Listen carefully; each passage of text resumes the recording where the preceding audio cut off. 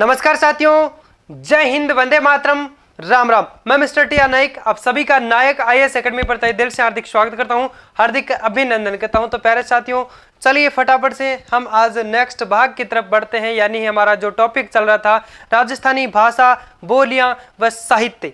तो उसके अंदर अगर हम देखें तो कह सकते हैं कि साथियों, जो इससे पहले 6 पार्ट हम पढ़ चुके हैं और ये हमारा आज वीडियो पार्ट है साहित्य के अंदर 7 रहेगा। इसके बाद में हम कह सकते हैं कि 2 क्लास आपकी और रहेगी और उसके बाद में हमारा जो टॉपिक वो कंप्लीट हो जाएगा, नेक्स्ट टॉपिक की तरफ बढ़ेंगे।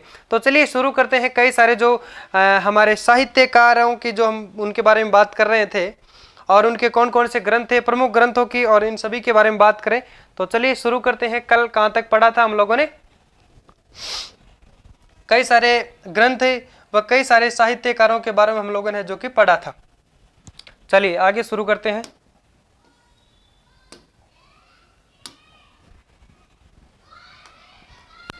तो साहित्यकारों के अंदर हम अगर देखें तो पृथ्वीराज राठौर के बारे में पढ़ लिया था और मूर्णोत नैणसी के बारे में पढ़ लिया था, कवि वृंद के बारे में पढ़ा था, कवि बिहारी के बारे में पढ़ा था, और उसके बाद में कई सारे हम कह सकते हैं कि उन सभी के बारे में कवि वृंद है और मूर्णोत नैणसी है। केशवदास के बारे में पढ़ा था, जसवंत सिंह प्रथम के बारे में पढ़ा था, और उनके बाद में माधोदास ददवाड़िया के बारे में पढ़ा था। लेकिन आज के सेशन में हम कह सकते हैं श्यामल दास ददवाड़िया, जो कल के सेशन में तो नहीं आया था, आज के सेशन में हम लोग हैं जो कि पढ़ने वाले हैं। तो चलिए हेडिंग लगाए, बांकीदास आसिया। हेडिंग लगाए बांकीदास आसिया।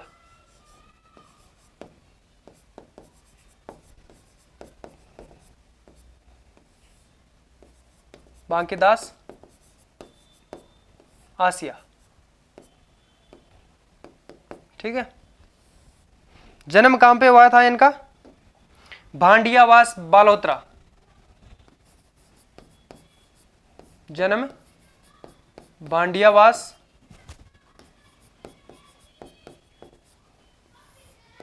बालोतरा,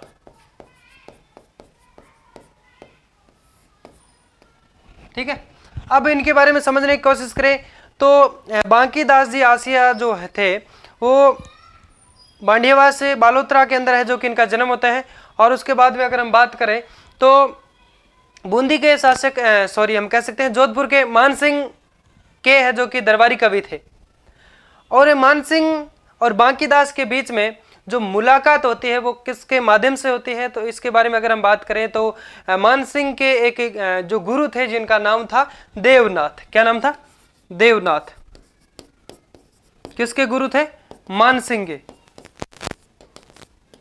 किसके गुरु थे? मानसिंह के गुरु थे देवनाथ।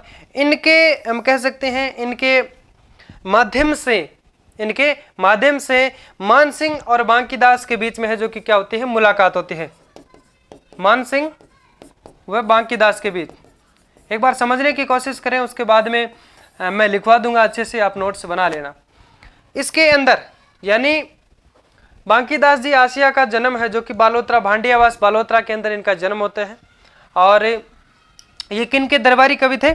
जोधपुर शासक मानसिंह के है जो कि दरबारी कवि माने जाते हैं। फिर एक लाइन और लिखें, बात करते हैं आगे, समझने की कोशिश करेंगे। जोधपुर शासक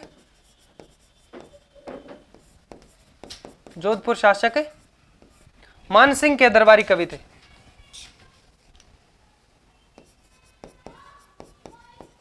मानसिंह के दरबारी कवि थे।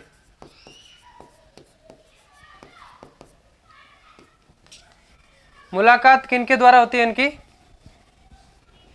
एक लाइन और लिखें,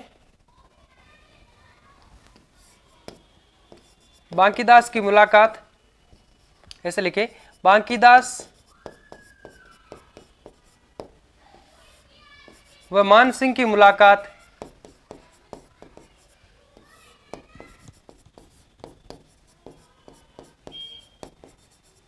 किनके द्वारा होती है?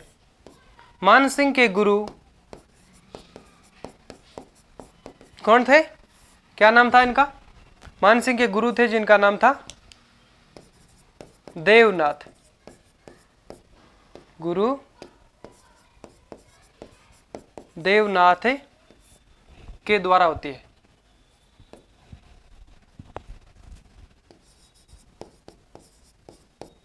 के द्वारा होती है। उसके बाद में ये इनका दरबारी कवि बन जाता है और यहीं पे है जो कि कार्य करता है। और इनको उपनामों से है जो कि अगर बात करें तो इनको है जो कि राजस्थान का बीरबल भी है जो कि इनको कहा जाता है। और मानसिंह ने इसको लाख पसाव का सम्मान भी दिया था।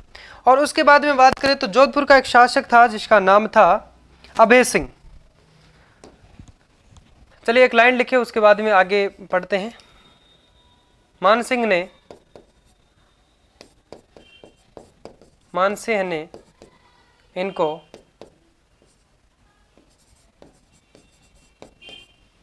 1,00,000 पसाव, पहले भी हम लोगों ने पढ़ा था 1,00,000 पसाव के बारे में पढ़ा था, क्या होता है 1,00,000 पसाव, और 1 करोड़ पसाव की भी बात हम लोगों ने की थी।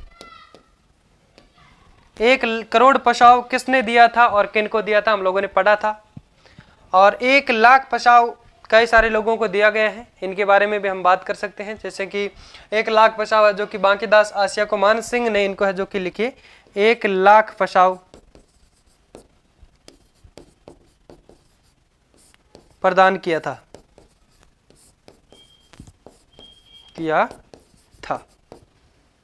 अब आप सभी को पता होगा कि 1,00,000 पसाव क्या होता है, हम लोगों ने कल के सेशन में बात की थी।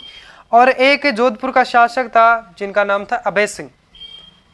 ये लाइन लिखनी नहीं है, मैं वापस मिटा दूंगा। 1,00,000 पसाव एक किसने दिया था? जोधपुर शासक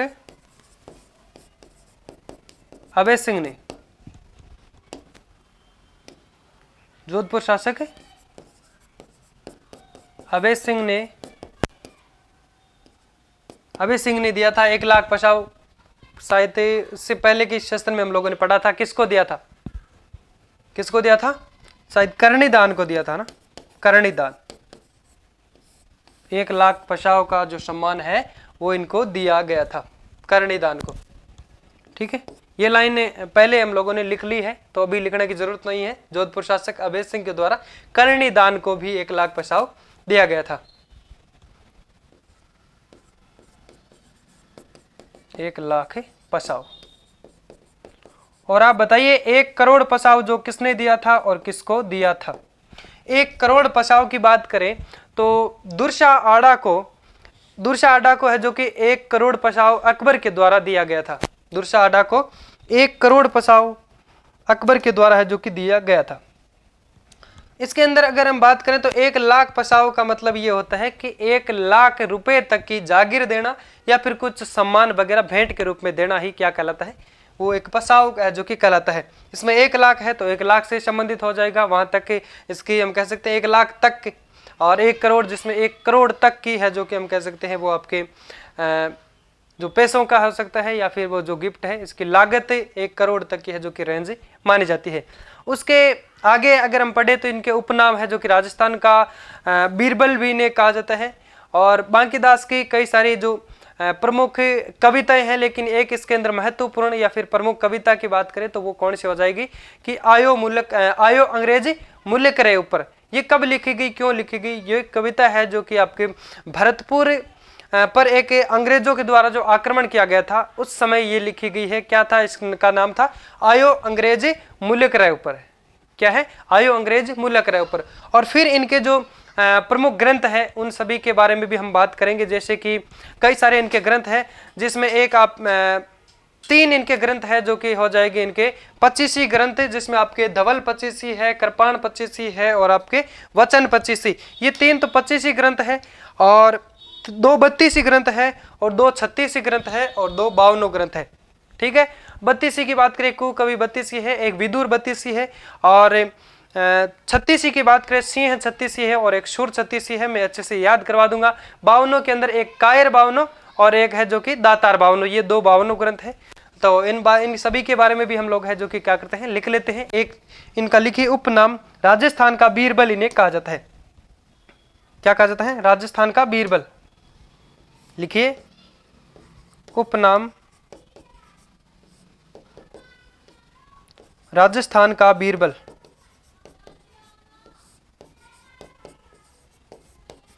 राजस्थान का बीरबल। उपनाम में क्या लिखेंगे? राजस्थान का बीरबल। किसे कहा जाता है? बांकीदास आसिया को राजस्थान का बीरबल भी कहा जाता है। और फिर आगे एक लाइन लिखे कि प्रमुख कविता, बांकीदास की प्रमुख कविता आयो अंग्रेज मुल्क रे ऊपर। बांकीदास री प्रमुख कविता यहां लिख दीजिए। चलो ये पे लिखते हैं, बांकीदास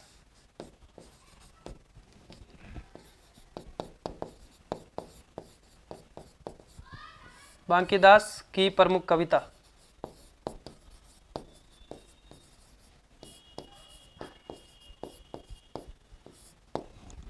कौन सी हो जाएगी?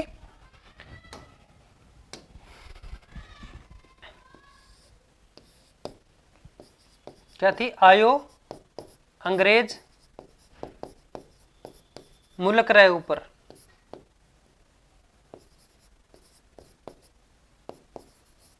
मुल्क रे ऊपर, आयो अंग्रेज मुल्क रे ऊपर। और ये कविता कब लिखी गई या फिर इसके बारे में बात करें तो भरतपुर पर अंग्रेजों के द्वारा एक आक्रमण किया गया था उस समय जो कि लिखी गई थी। तो कोष्टक में आगे लिख दीजिए ये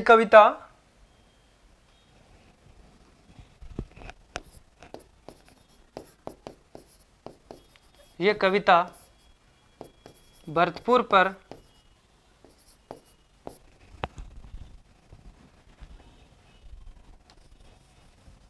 यहाँ पे ऐसे करके लिखे, एरो करके लिखे यहाँ पे कोष्टक के अंदर है ना। चलिए यहाँ लिख दे, ये कविता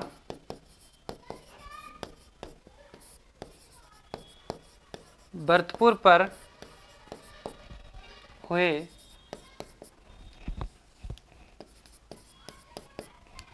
अंग्रेजों के आक्रमण,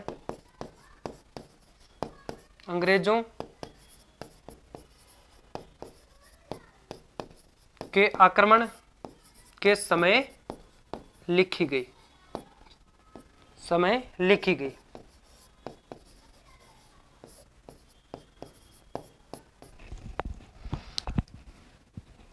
आयो अंग्रेज मुल्क रे ऊपर, आयो अंग्रेज मुल्क रे ऊपर, ये कविता किसके द्वारा लिखी गई या फिर पूछ सकते हैं इसके राइटर, इसके लेखक कौन है? तो कौन हो जाएगी? बांकीदास आसिया। और अगर इसके बारे में बात करें तो इनको और क्या कहा जाता है? राजस्थान का बीरबल भी है जो कि कहा जाता है। तो यहाँ से प्रश्न हमें देखने को मिल सकते हैं।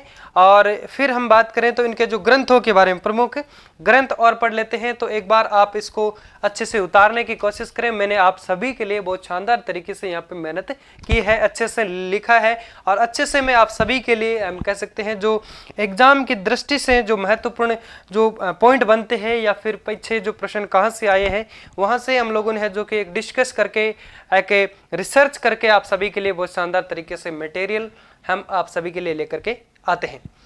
और मैं आपको आशा दिलाता हूं, ये हमारी गारंटी भी मान सकते हैं आप, हमने जो भी पढ़ाया है अगर आप लोगों ने शानदार तरीके से उसको लिखा है, रिवाइज किया है और बहुत शानदार तरीके से अगर पढ़ा है अच्छे से, तो मैं क्या बताऊं आपको कि आपका एक भी प्रश्न सेकंड ग्रेड हो या फिर फर्स्ट ग्रेड हो, अभी हम प्रथम पेपर की बात कर रहे हैं जीके की, तो इससे बाहर आपका एक भी प्रश्न नहीं आएगा अगर आप लोगों ने अच्छे ढंग से हमारे जो नोट्स लिखे हैं। तो चलिए, आप पीछे के प्रश्न भी इन के अंदर से प्रश्न पत्रों को भी मिला सकते हैं, आपके एक भी प्रश्न उनसे भी बाहर नहीं है और आगे भी हम आशा करते हैं कोई भी प्रश्न हमारे इस नोट से है जो कि बाहर नहीं जाए।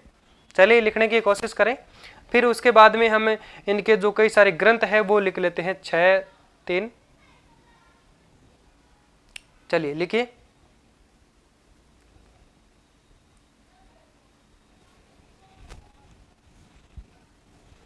स्क्रीनशॉट ले लो या फिर लिख ले, है ना। चलो आगे बढ़ते हैं, प्रमुख ग्रंथों के बारे में पढ़ते हैं।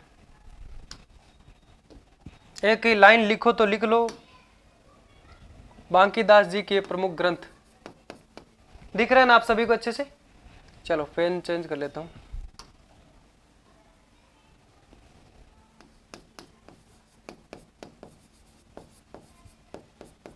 बांकीदास आसिया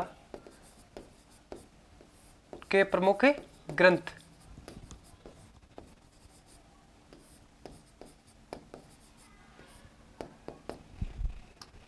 तो अच्छे से लिखने की कोशिश करते हैं। पहले 3 ग्रंथ है 25 ग्रंथ। कौन से है? 25। तो उनको ऐसे लिख सकते हैं आप।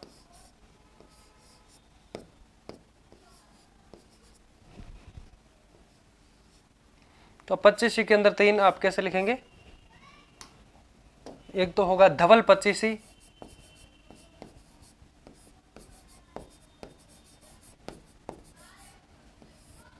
एक कृपाण 25,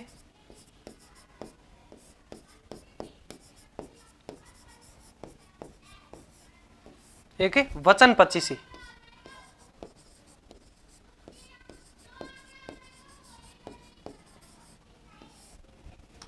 फिर लिखे दो ग्रंथ कौन से हो जाएंगे? 32।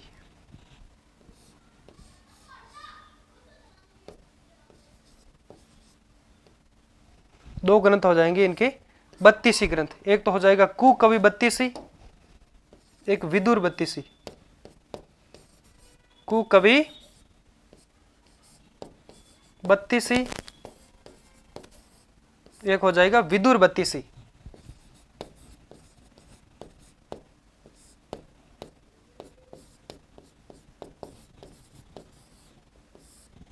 ठीक है। फिर 2 हो जाएगा आपके 36। एक तो सिंह है 36, एक सुर 36। तो 2 ग्रंथ इधर और इधर लिख लेते हैं ना, इस साइड लिख लेते हैं। 2 लिखे 36, सिंह 36, सिंह 36, और एक कौन सा हो जाएगा? सुर 36।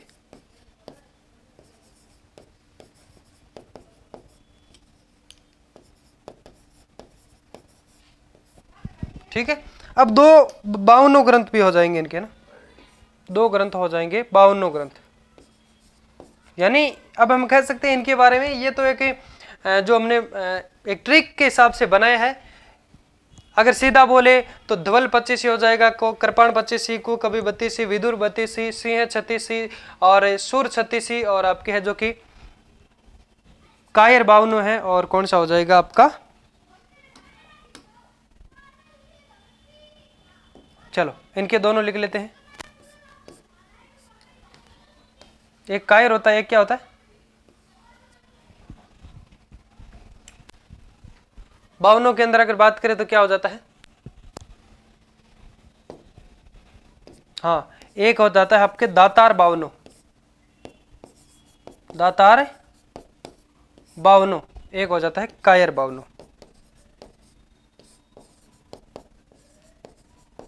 तो इस हिसाब से आपको अच्छे से याद हो सकते हैं।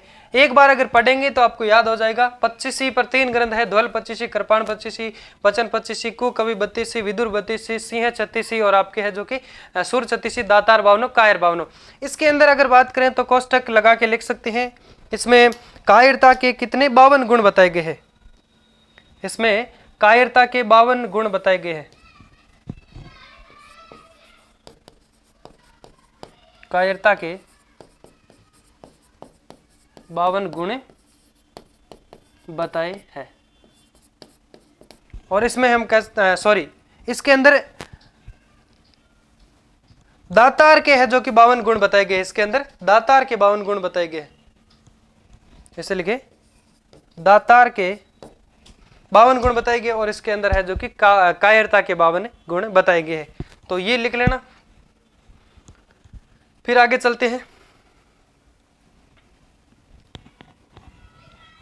ये नहीं पूछेंगे कि किसके अंदर कौन से कितने गुण बताए गए। तो अगर पूछ सकते हैं कि धवल 25 ग्रंथ किसका है, या फिर पूछ सकते हैं आपके इनमें से कौन सा ग्रंथ है जो कि बांकीदास आसिया का है, उसमें ये आ सकता है और अन्य कोई आ सकता है, या फिर वो आ सकता है अन्य कोई आ सकता है। इसके अंदर हम चलिए, तो बांकीदास आसिया के बारे में जो बातें थी वो यहीं तक सीमित थी, और फिर आगे हम बात कर लेते हैं आपके है जो कि सूर्यमल मिश्रण जो कवि है उसके पिताजी चंडीदान मिश्रण के बारे में पढ़ लेते हैं।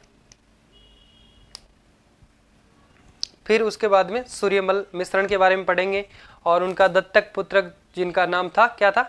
मुरारदान, उसके बारे में पढ़ेंगे। चलिए लिखने की कोशिश करें, फटाफट से लिखे।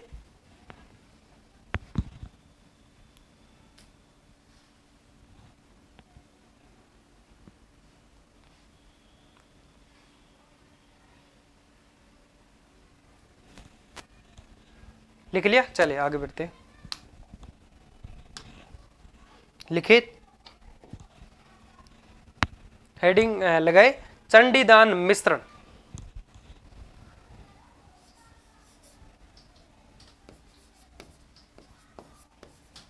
चंडीदान मिश्रण कौन थे? ये सूर्यमल मिश्रण के पिता थे। जन्म की बात करें, जन्म कहां हुआ था इनका? जन्म बूंदी रियासत में।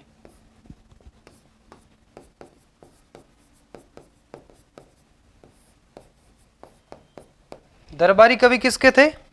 विष्णु सिंह व राम सिंह के। किसके दरबारी कवि थे? चलिए बात कर लेते हैं इनके बारे में। ये बूंदी के एक तो थे विष्णु सिंह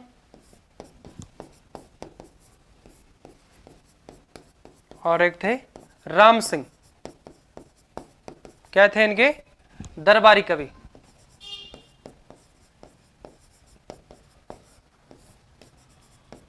दरबारी कवि थे। ठीक है, और एक लाइन और लिख लीजिए यहां पे, ये सूर्यमल मिश्रण के पिता थे। सूर्यमल मिश्रण के पिता है, ऐसे लिख ले, सूर्यमल मिश्रण के पिता।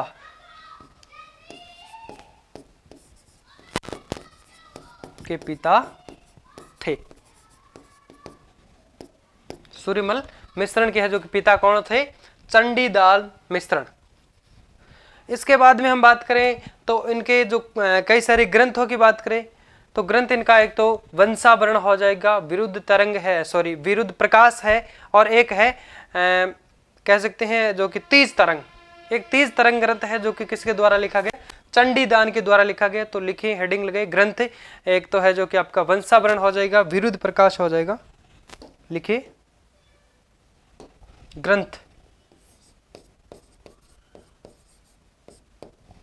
एक नंबर लगा के लिखे वंशाभरण। 2 नंबर लगा के लिखे विरुद्ध प्रकाश।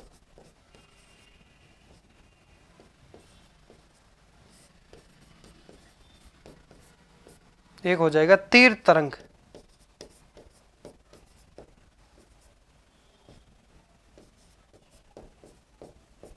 ठीक है, तो एक हो जाएगा तीज तरंग। ओके है ना, तीर तरंग नहीं, इसको लिखिए।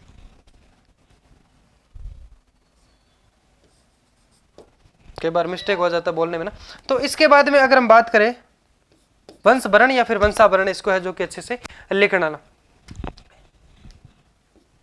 वंशाभरण है ना। तो चंडीदान जी की बात करें तो इनका जन्म बूंदी रियासत के अंदर होता है। इसके अंदर बस केवल यहीं से प्रश्न बनेगा, अगर बनेगा तो। और इसके बाद में बात करें तो ये बूंदी शासक विष्णु सिंह और राम सिंह के दरबारी कवि थे। सूर्यमल मिश्रण के जो कि पिता थे। ग्रंथों की बात करें वंशाभरण है और विरुद्ध प्रकाश है, तीर तरंग है। ठीक है, तो एक जो तीज तरंग ग्रंथ है वो तो किसने लिखा था? चंडीदान जी ने। एक आपका आता है नेह तरंग। अन्य लिखे, अन्य अन्य जानकारी हो गई है ना। नेह तरंग, नेह तरंग ग्रंथ किसने लिखा था? बुद्ध सिंह ने लिखा था। बुद्ध सिंह।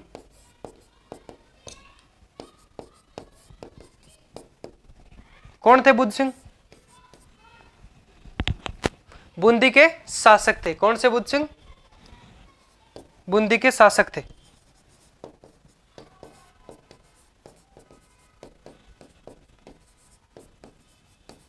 ठीक है, तो ये अन्य के अंदर, क्योंकि हम बात करें नेह तरंग, ठीक है, तीज तरंग आ गया तो नेह तरंग भी है जो कि पूछ सकते हैं, इसलिए आपको ये थोड़ा इंपॉर्टेंट रखना है। क्योंकि बात कर सकते हैं किसी को साथ में अटैच करते हैं तो याद आ जाता है। नेह तरंग जो कि बुद्ध सिंह के द्वारा लिखा गया है, जो कि बूंदी के शासक थे। और तेज तरंग है जो कि चंडीदान विसरण के द्वारा लिखा गया, जो किसके दरबारी कवि थे? राम सिंह और विष्णु सिंह, जो कि बूंदी के क्या थे? शासक थे, हम कह सकते हैं। इनके दरबारी कवि माने जाते हैं। तो लिखिए, उसके बाद में आगे इनके पुत्र सूर्यमल मिश्रण के बारे में पढ़ते हैं। चलिए लिखिए।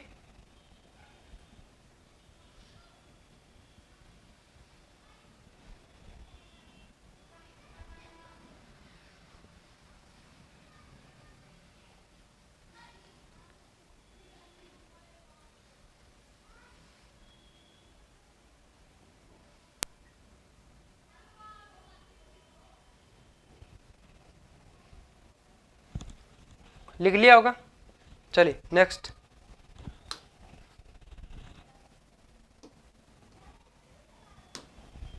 नेक्स्ट हेडिंग लगाए सूर्यमल मिश्रण। लिखिए।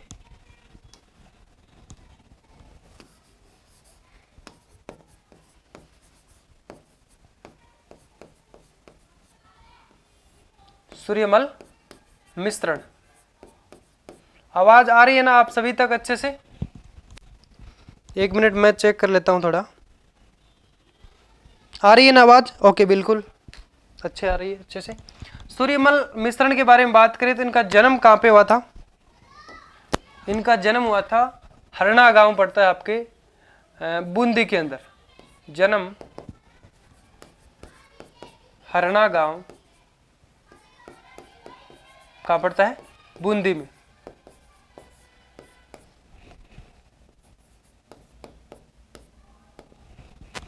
और जीवन काल की अगर बात करें तो कितना माना जाता है इनका जीवन काल? यहां लिख लीजिए, 1816 से 1868। ठीक है। इनके जीवन काल की बात करें तो 1816 से 1868 ईस्वी है जो कि इनका जीवन काल माना जाता है। ये किनके दरबारी कवि थे? ये भी बूंदी शासक राम सिंह के दरबारी कवि थे। बूंदी शासक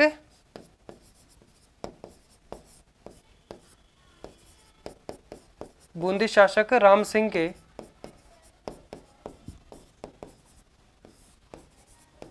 दरबारी कवि थे।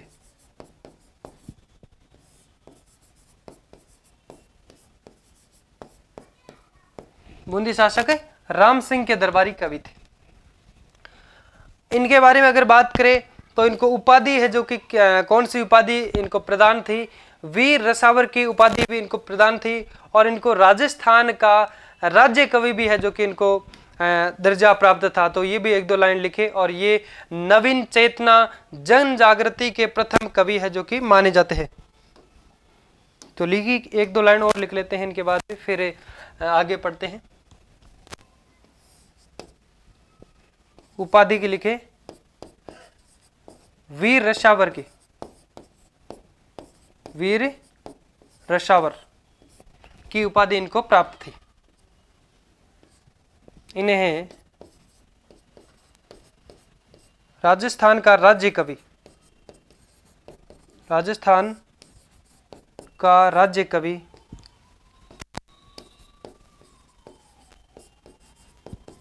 का दर्जा प्राप्त था।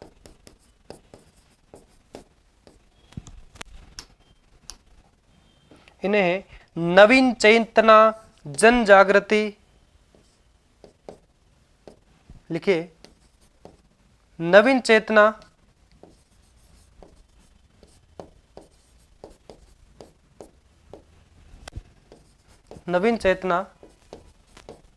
व जन जागृति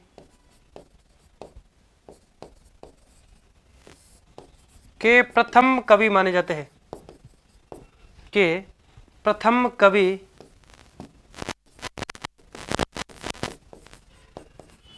माने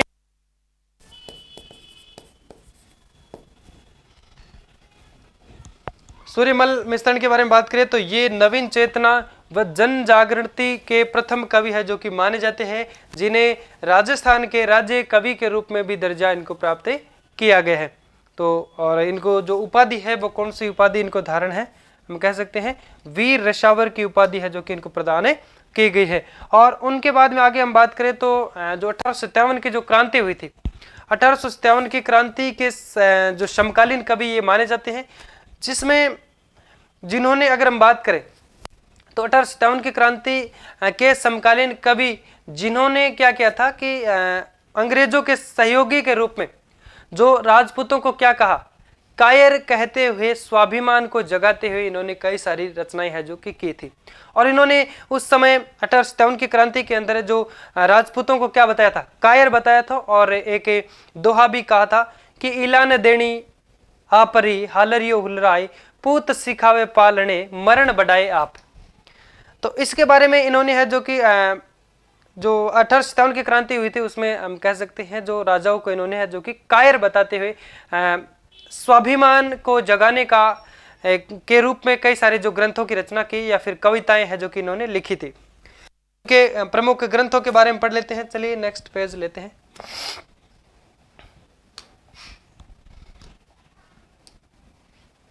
लिखे 1857 की क्रांति में इन्हें राजपूत राजाओं को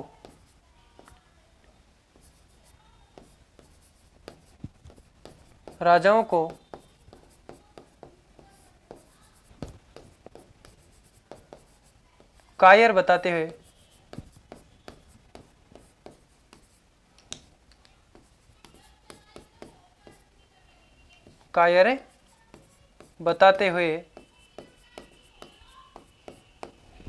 स्वाभिमान को हम कह सकते हैं जगाने के लिए क्या क्या था, बताते हुए स्वाभिमान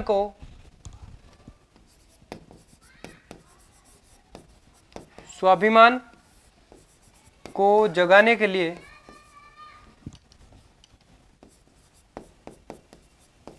क्या किया था, जगाने के लिए ऐसे लिख दिए, निम्न के लिए निम्न कविताएं लिखी।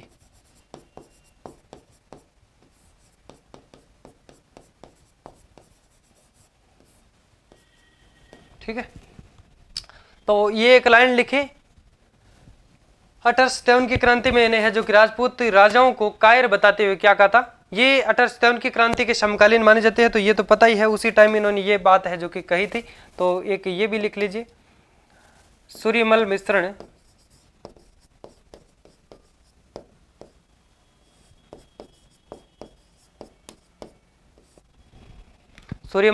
मिश्रण है जो कि क्या है 1857 की क्रांति के क्या हम कह सकते हैं समकालीन माने जाते हैं, क्योंकि इनका जन्म है जो कि कब होता है 1816 में, और मृत्यु कब होती है 1868 के अंदर। इसलिए ये इसी काल के है जो कि समकालीन या उस काल के है जो कि माने जाते हैं। सूर्यमल मिश्रण 1857 की क्रांति के समकालीन माने जाते हैं, के समकालीन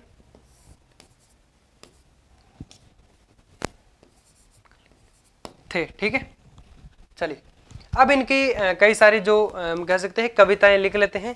कविताएं, एक तो इनका जो ग्रंथ है दोहा अगर आप लिखो तो लिख लो, लेकिन इसके बारे में क्या ही लिखना है कि इला ने देनी आप हालरियो हुलराय, पूत सिखावे पालने मरण बढ़ाए आप। तो इसके बारे में चलिए ग्रंथों के बारे में लिख लेते हैं, इनकी जो कविताएं कृतियां। एक तो है राम रंजाट ग्रंथ, ये इनका एक प्रथम या फिर पहला ग्रंथ मान सकते हैं जो कि इनके 10 वर्ष की उम्र में लिखा गया था। लिखिए प्रमुख ग्रंथ है,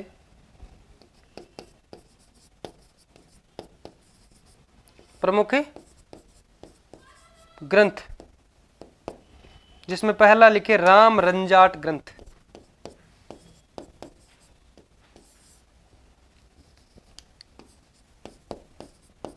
राम रंजाट ग्रंथ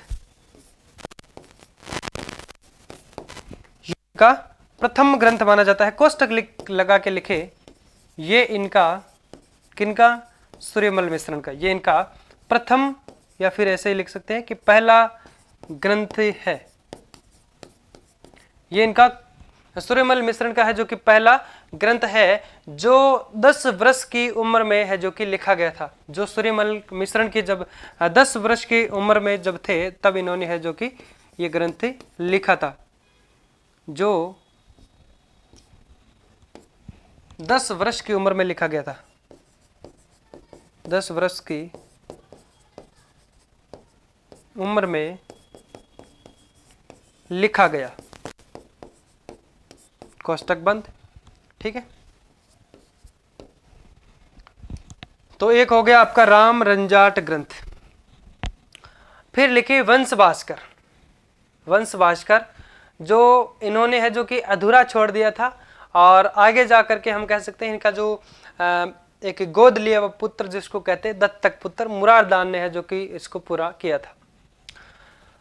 वंश भास्कर के अंदर अगर बात करें तो ये ग्रंथ है जो कि बूंदी का शासक था, जिसका नाम हम कह सकते हैं बूंदी के चौहान शासकों का जो पदात्मक इतिहास इसके अंदर देखने को मिलता है। किसके अंदर, वंश भास्कर के अंदर। और ये डिंगल और पिंगल शैलियों के दोनों के मिश्रित श्रेणी शैली के अंदर देखने को मिलता है। इसके अंदर कुल 8 खंड है और 2500 पृष्ठ है जो कि बताए गए हैं। किसकी बात कर रहे हैं हम, वंश भास्कर की, तो उसके बारे में लिख लेते हैं।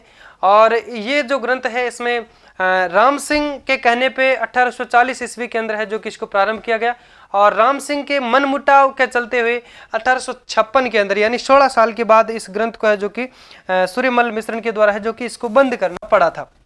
लिखिए वंश भास्कर, 2 नंबर लगा के इसके बारे में थोड़ी सी जानकारी ले लेते हैं। वंश भास्कर,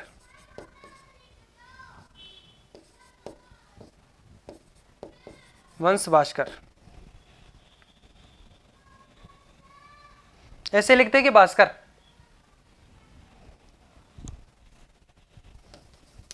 वंश भास्कर।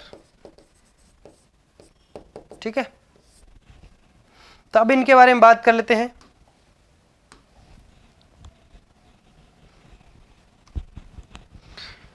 ये जो ग्रंथ है इसमें कितने पद व कितने हम कह सकते हैं खंड बताए गए, 8 खंड और 2500 पद इसके अंदर बताए गए हैं। इसके में जो जानकारी देखने को मिलती है वो किसकी मिलती है, इस ग्रंथ में बूंदी के चौहान वंश का पदात्मक इतिहास देखने को मिलता है। तो कोष्टक लगा के लिखे, इस ग्रंथ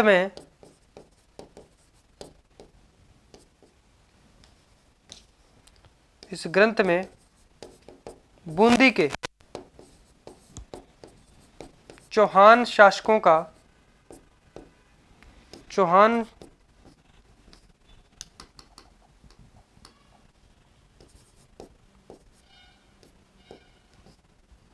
शासकों का पद्यात्मक इतिहास देखने को मिलता है। इतिहास मिलता है। बूंदी में चौहान शासकों की अगर बात करें तो पदात्मक इतिहास किसके अंदर देखने को मिलता है, वंश भास्कर के अंदर। और इसको किसने लिखा था, शुरू किसने किया था, इसके बारे में बात करें तो सूर्यमल मिश्रण के द्वारा शुरू किया गया था, 1840 के अंदर किया गया था। और किन के कहने पे किया गया था, राम सिंह के कहने पे है जो कि किया था। राम सिंह कौन था, हम कह सकते हैं बूंदी का शासक था, जिनका दरबारी कवि है जो कि सूर्यमल मिश्रण दरबारी कवि के रूप में है जो कि कार्य कर रहे थे। तो ये बात लिखें, 1-2 लाइन और लिख लेते हैं इसके अंदर। इसमें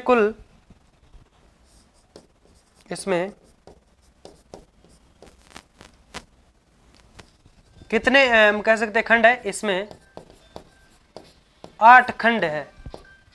इसमें 8 खंड है और पृष्ठ कितने हैं, और 25 पृष्ठ है, सॉरी 2500 पृष्ठ है। इसके अंदर अगर बात करें तो 8 तो खंड है और 2500 पृष्ठ है। और ये किस शैली के अंदर लिखा गया है, ये मिश्रित शैली है, डिंगल और पिंगल दोनों शैलियों का मिश्रित रूप के अंदर है जो किसको लिखा गया है। इसको ऐसे लिखे, इससे डिंगल और पिंगल, डिंगल और पिंगल की मिश्रित शैली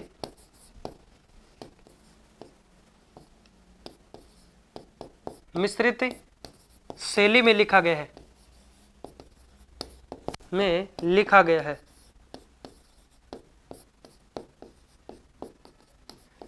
ठीक है, लिखे। फिर कुछ बातें नेक्स्ट पेज में लिखते हैं। एक बार इतना लिखे,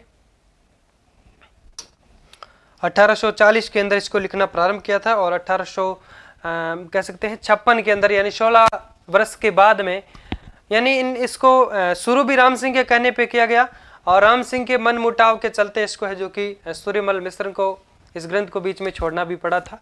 और आगे जाकर के है जो कि इसको पूरा करने का जो कार्य है वो किसने किया था? मुरारदान, जो कि इनका एक गोद लिया हुआ पुत्र, जिसे दत्तक पुत्र कहा जाता है, तो उसने इसका कार्य पूरा किया था।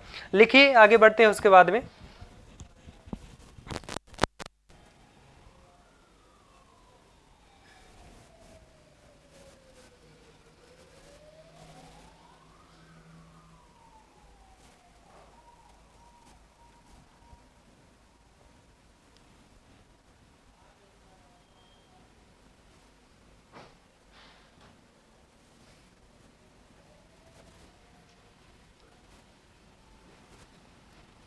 चलिए फटाफट से लिखने की कोशिश करें, उसके बाद में कई सारे और भी ग्रंथ हम पढ़ लेते हैं।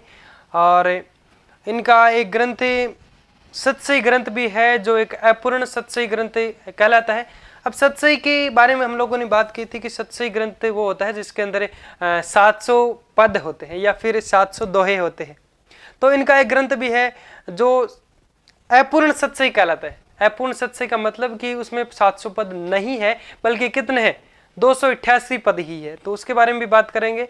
और जो कि इनका वो कौन सा ग्रंथ था? वीर सतसई।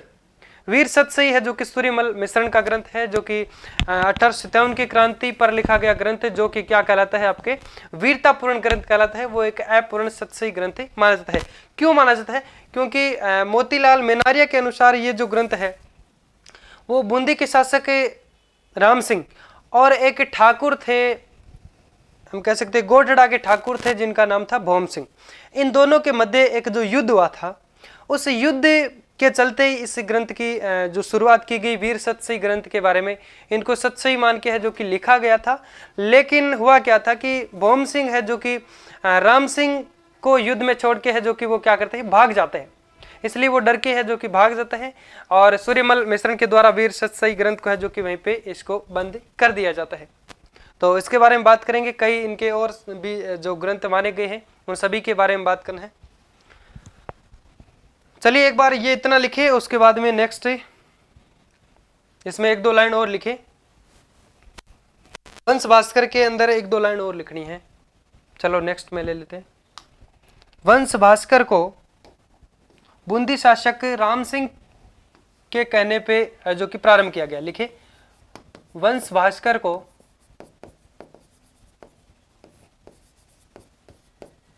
कब प्रारंभ किया गया था? 1840 ईस्वी में। 1840 ईस्वी में बूंदी शासक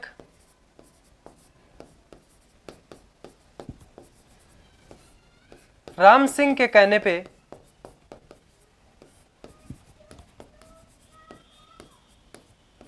पर प्रारंभ किया गया या फिर शुरू किया गया। कहने पर लिखना शुरू किया, ऐसे लिखना है कि कहने पर लिखना प्रारंभ किया। लिखना प्रारंभ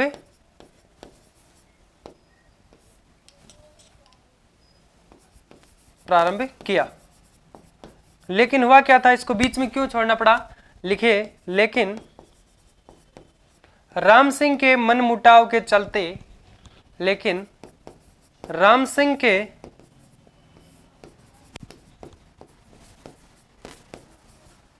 मनमुटाव के चलते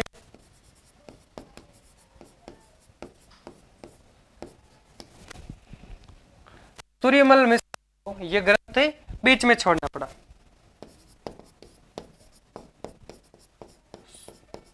मनमुटाव के चलते सूर्यमल मिश्रण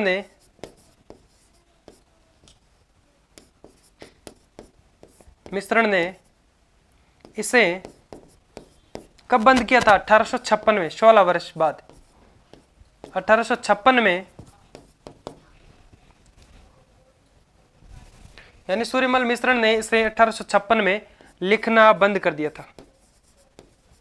लिखना बीच में बंद कर दिया था, ऐसे लिखे, बीच में, ऐसे लिखे, लिखना बंद कर दिया था।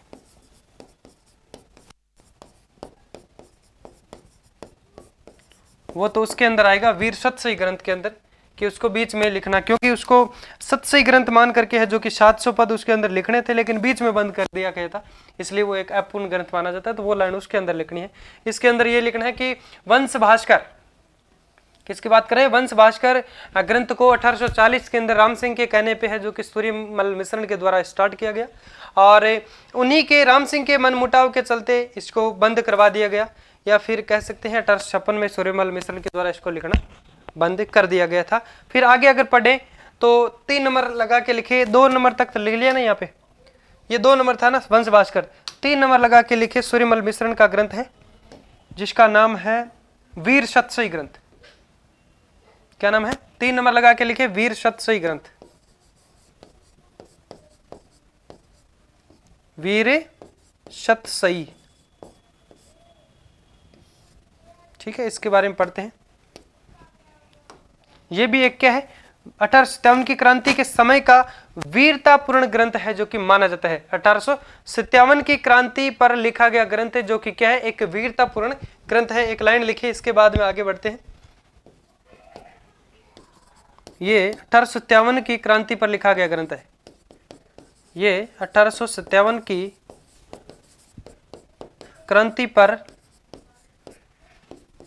लिखा गया ग्रंथ है। ग्रंथ है, वीरतापूर्ण ग्रंथ है।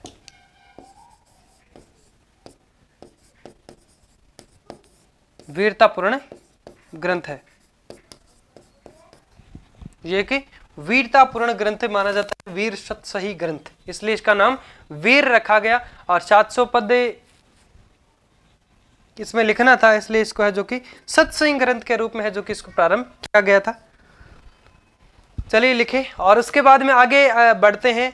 तो किसके अनुसार ऐसा कहा गया है कि इसको बीच में बंद किया गया? किसके बीच में है? जो किसके अंदर जो युद्ध हुआ था, तो ये मोतीलाल मेनारिया के अनुसार है, जो कि कहा जाता है। मोतीलाल मेनारिया के अनुसार लिखे, मोतीलाल मेनारिया के अनुसार ये ग्रंथ है। बूंदी के शासक राम सिंह और एक जो ठाकुर था, गोठड़ा का ठाकुर था भीम सिंह, इन भोम सिंह जिनका नाम था, इन दोनों के बीच में एक युद्ध होता है। और चलिए लिख लेते हैं इनके बारे में। मोतीलाल मेनारिया के अनुसार किसका मत है ये?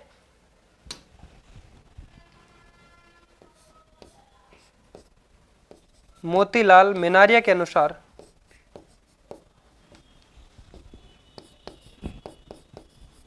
मोतीलाल मेनारिया के अनुसार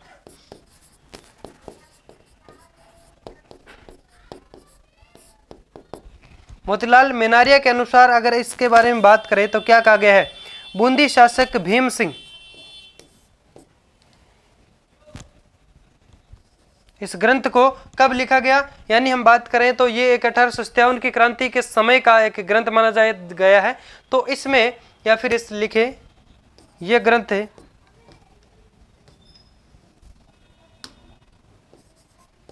ये ग्रंथ है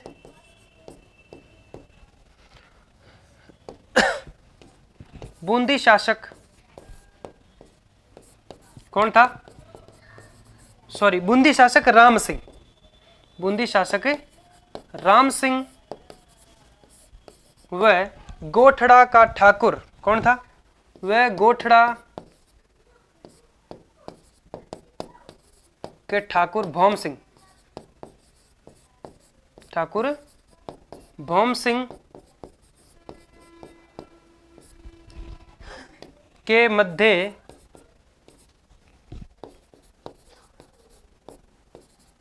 हुए युद्ध पर लिखा गया, ऐसे लिखे युद्ध पर लिखा गया, लेकिन दोनों के अंदर लेकिन आ रहा है कि लेकिन इसमें हुआ क्या था, भौम सिंह इस युद्ध को छोड़ के भाग जाता है। भौम सिंह इस युद्ध को क्या करता है, छोड़कर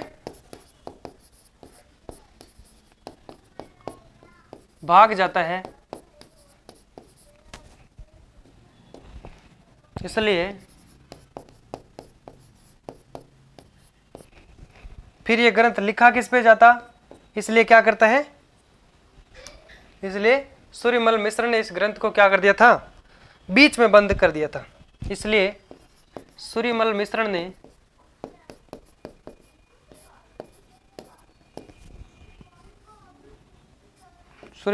ने इस ग्रंथ को बीच में बंद कर दिया। सूर्यमल मिश्र ने इस ग्रंथ को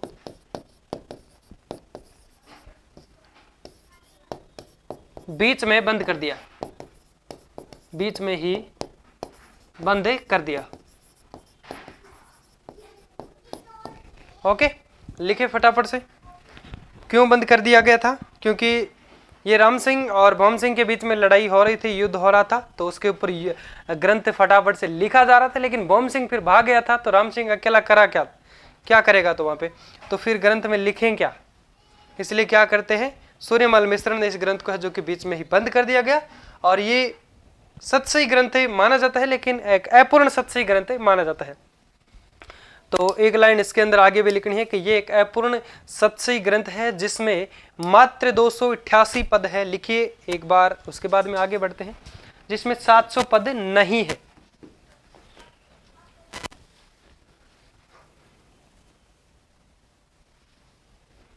फिर एक दो ग्रंथ इनके और है, उनके केवल नाम ही लिखने हैं, जानकारी देखने को नहीं मिलती है, और वो इतने इंपॉर्टेंट भी नहीं है कि प्रश्न वहां से बने, बिल्कुल नहीं बनेंगे वहां से। उनका नाम आपको केवल लिखना है कि भाई ये ग्रंथ किसका है। मैं तो अगर बात करें तो आपका प्रश्न वहीं से बनेगा कि इसका, या फिर कि ये ग्रंथ किसका है, ठीक है।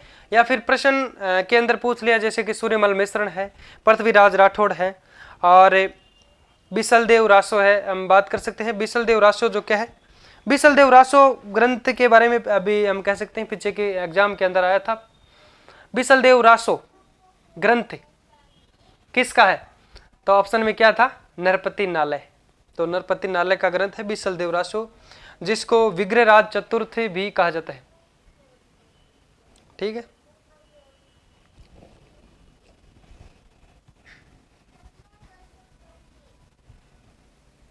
चलिए लिखिए।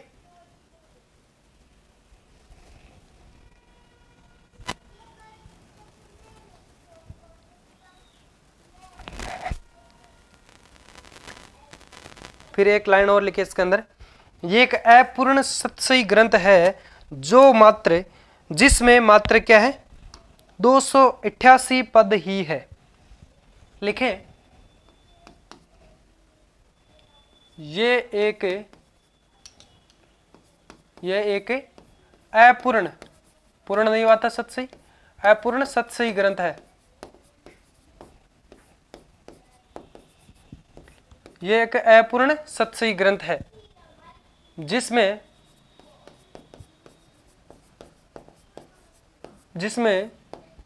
मात्र कितने पद है, मात्र 288 पद है। लेकिन सतसई ग्रंथ में होने कितने चाहिए, सतसई ग्रंथ में कितने पद होने चाहिए, सतसई ग्रंथ में कितने पद होने चाहिए, 700 पद। सतसई बराबर 700 पद या 702 है, ठीक है। तो ये बात याद रखनी है।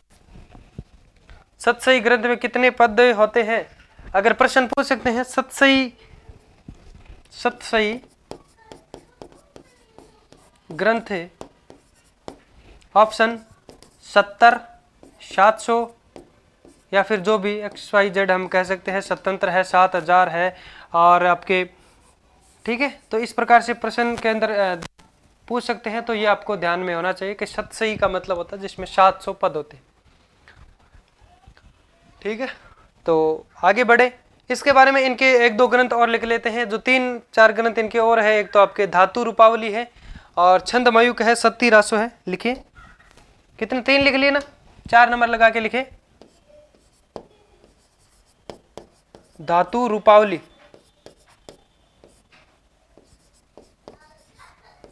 5 नंबर लगा के लिखे छंद मयूख,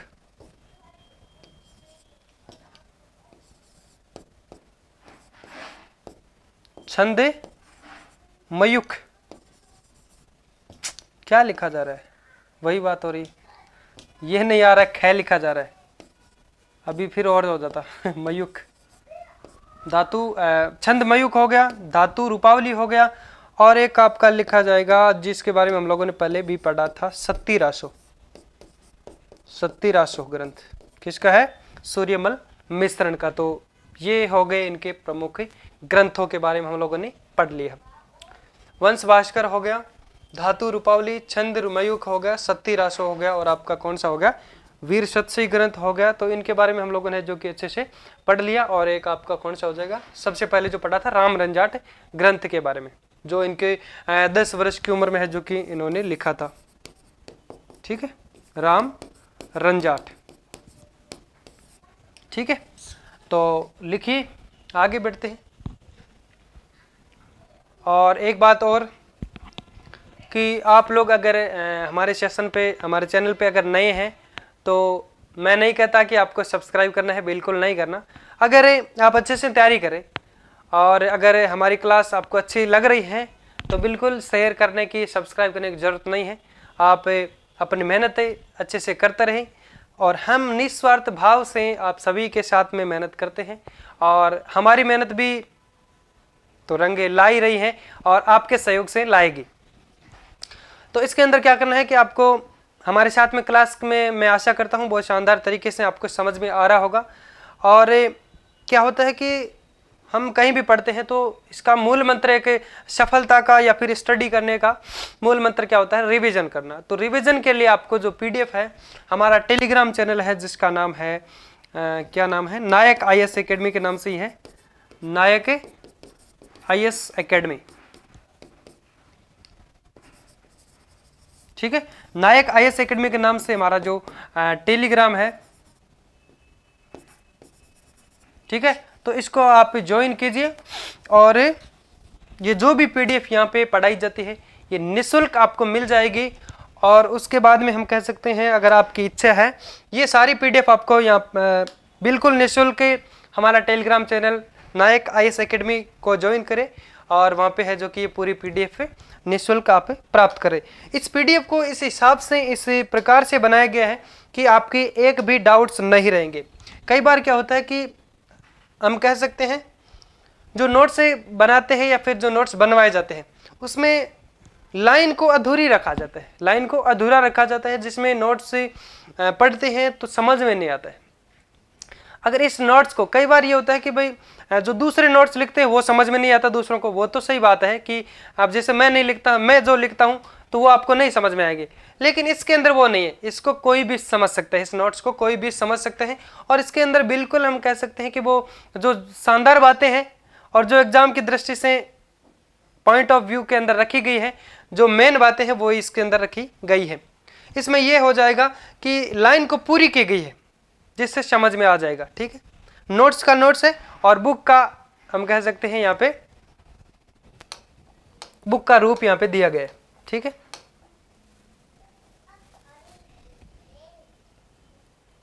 और एक भी चीज यहाँ पे फालतू नहीं है। आगे बात करते हैं इनका पुत्र, दत्तक पुत्र मुरारदान के बारे में। किनका पुत्र था, हेडिंग लगाए, मुरारदान।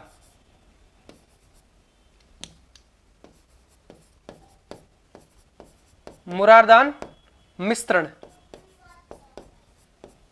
मुरारदान मिश्रण कौन था,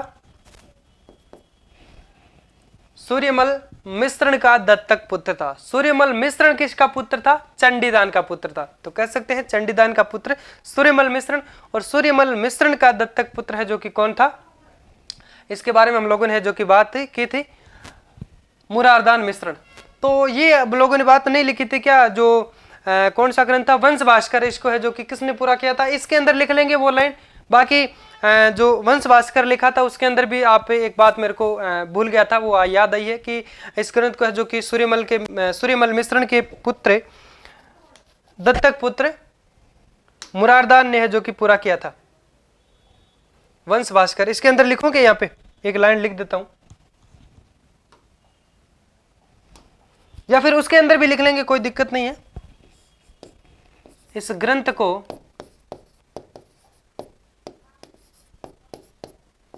सूर्यमल मिश्रण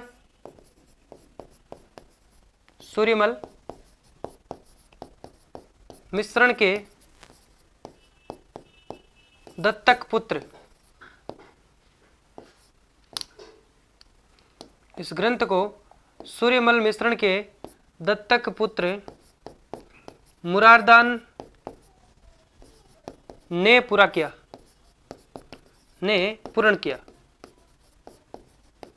ठीक है, तो लिख लीजिए। यानी वंश भास्कर को क्या किया था, बीच में छोड़ दिया गया था, तो इसको पूर्ण करने का जो कार्य है सूर्यमल मिश्रण के दत्तक पुत्र ने है जो कि इसको पूरा किया था। लिखिए,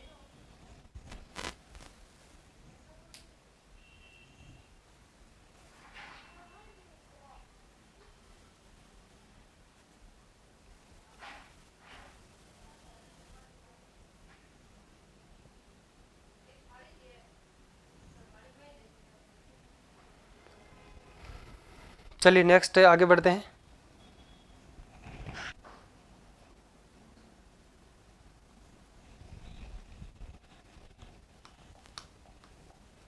हेडिंग लगा दी ना, मुरारदान, ये कौन थे, एक लाइन लिख दीजिए। इसके अंदर कोई खास बातें अपन को नहीं पढ़नी है। ये सूर्यमल मिश्रण के पुत्र थे, दत्तक पुत्र थे, सूर्यमल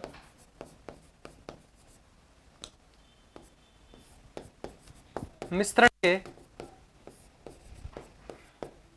दत्तक पुत्र, कोष्टक में लिख दीजिए गोद लिया हुआ पुत्र, गोद लिया हुआ, ठीक है, पुत्र थे।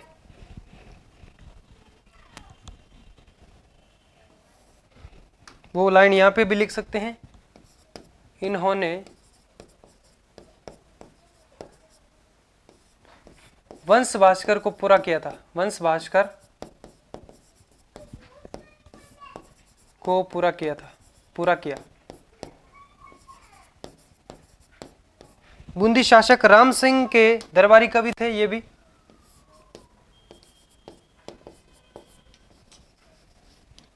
बूंदी शासक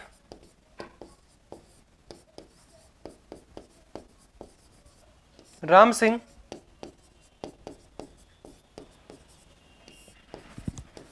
के दरबारी कवि थे।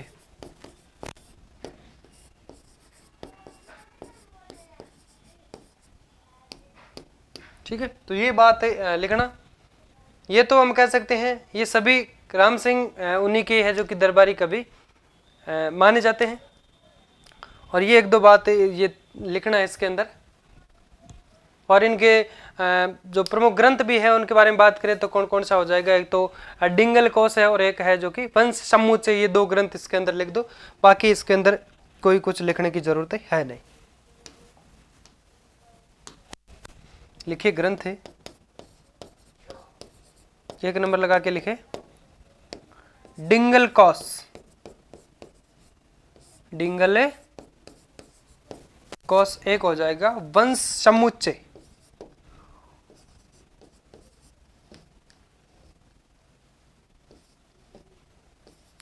वंश समुच्चय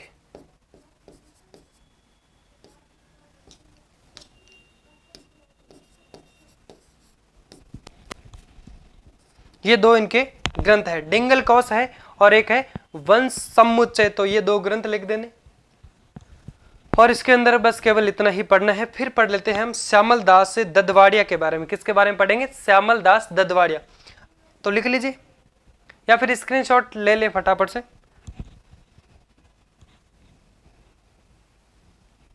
श्यामल दास ददवाड़िया कौन थे? जिन्होंने एक महान ग्रंथ जो इतिहास की जानकारी देते हैं, कुछ भी चीज हम पढ़ते हैं, कोई भी डेट अगर हम याद करते हैं किसी दुर्ग के निर्माण के बारे में या कोई शासक ने किस टाइम किस समय युद्ध किया था, तो वो हमें जो एक ग्रंथ मिलता है वीर विनोद ग्रंथ के बारे में हम बात करेंगे, तो वो किसके द्वारा लिखा गया है? श्यामल दास ददवाड़िया के द्वारा लिखा गया है। चलिए लिखिए, फटाफट से आगे बढ़ते हैं उसके बाद में।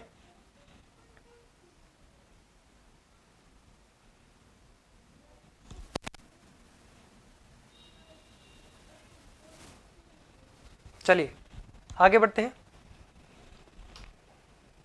अब हेडिंग लगाए श्यामल दास ददवाड़िया, जिनके जीवन काल की बात करें तो 1836 से 1893 के अंदर इनका जीवन काल है जो कि माना जाता है। जन्म हुआ था इनका भीलवाड़ा के अंदर, ढोकलिया गांव पड़ता है भीलवाड़ा के अंदर, वहां पे इनका जन्म होता है। और मेवाड़ के महाराजा शंभू सिंह और सज्जन सिंह और फतेह सिंह के है जो कि दरबारी कवि थे। उपाधि इनको जो दी गई है सज्जन सिंह के द्वारा, कई सारी इनको हम कह सकते हैं उपाधियां दी गई है। अंग्रेजों के द्वारा भी इनको कई सारी उपाधियां दी गई है। किस टाइम के अंदर जो कि किस सन के अंदर, उन सभी के बारे में बात करेंगे। तो सज्जन सिंह के द्वारा इनको एक उपाधि दी गई है कविराज की उपाधि। और उस समय अगर बात करें तो मेवाड़ का पॉलिटिकल एजेंट था जिसका नाम था एमपी, जिसका नाम था कर्नल एमपी। उसने इनको है जो कि केसर ए हिंद की उपाधि दी है। और अंग्रेजी सरकार के द्वारा इन्हें कहा गया है महामहोपाध्याय। महामहोपाध्याय कब कहा गया है इनको? हम कह सकते हैं 1838 के अंदर। ठीक है, तो इन सभी के बारे में बात करेंगे। 1837 के अंदर भी है जो कि इनको उपाधि दी गई है। तो लिखिए श्यामल दास ददवाड़िया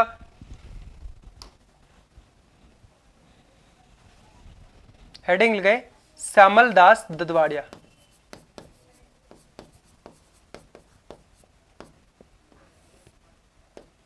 श्यामल दास ददवाड़िया।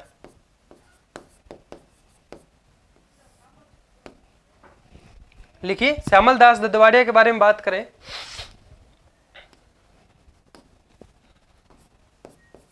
क्या हो जाएंगी इनकी जीवन काल की बात करें तो 1836 से 1893 ईस्वी। ठीक है, जन्म हुआ था इनका ढोकलिया गांव भीलवाड़ा के अंदर। कहां पे हुआ था जन्म? कहां हुआ था? ढोकलिया गांव पड़ता है भीलवाड़ा के अंदर। ढोकलिया गांव भीलवाड़ा। ठीक है, और ये अगर इनके बारे में बात करें तो ये जो क्या बोलते हैं दरबारी कवि किसके थे? दरबारी कवि है जो कि मेवाड़ के महाराणा शंभू सिंह, सज्जन सिंह और फतेह सिंह। लिखिए ये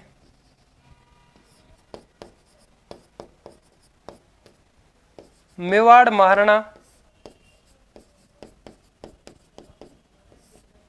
शंभू सिंह,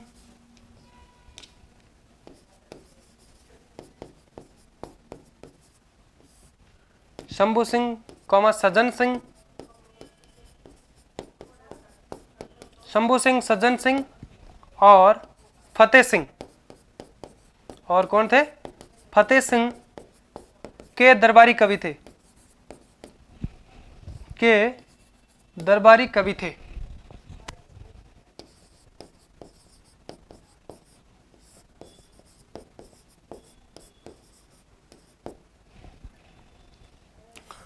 और इनको है जो कि कविराज की उपाधि किसने दी थी?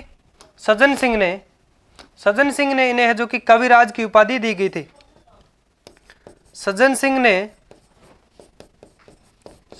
ने इनको कविराज की उपाधि प्रदान की गई। इनको किसकी उपाधि दी गई थी? कविराज की। कविराज की उपाधि दी गई।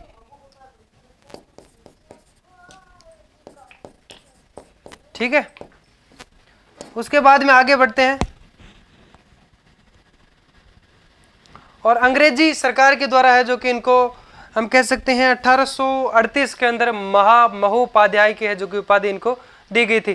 तो जब हम बात कर सकते हैं कविराज की उपाधि जब दी थी, तो इस समय यहाँ का जो पॉलिटिकल एजेंट था जिसका नाम था कर्नल एमपी, क्या नाम था? कर्नल एमपी नाम से यहाँ का जो पॉलिटिकल एजेंट था।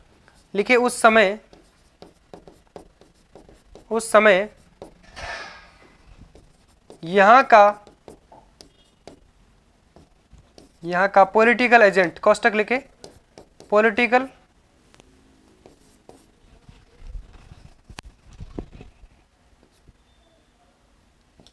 कैसे लिखते हैं पॉलिटिकल, भूल गया? हाँ ओके, पॉलिटिकल एजेंट कौन था? Colonel MP, colonel MP. तो इसने इनको है जो कि कौन सी उपाधि थी दी थी? तो कर्नल एमपी ने इनको केसर ए हिंद की उपाधि दी थी। लिखिए केसर ए हिंद, हिंद की उपाधि दी थी। ठीक है। और अंग्रेजी सरकार के द्वारा, एक लाइन और लिखे, अंग्रेजी सरकार के द्वारा इनको महोपाध्याय की उपाधि दी गई थी। लिखिए अंग्रेजी सरकार के द्वारा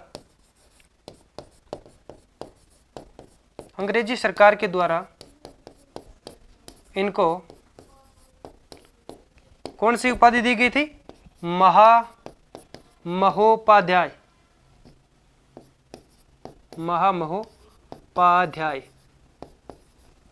की उपाधि दी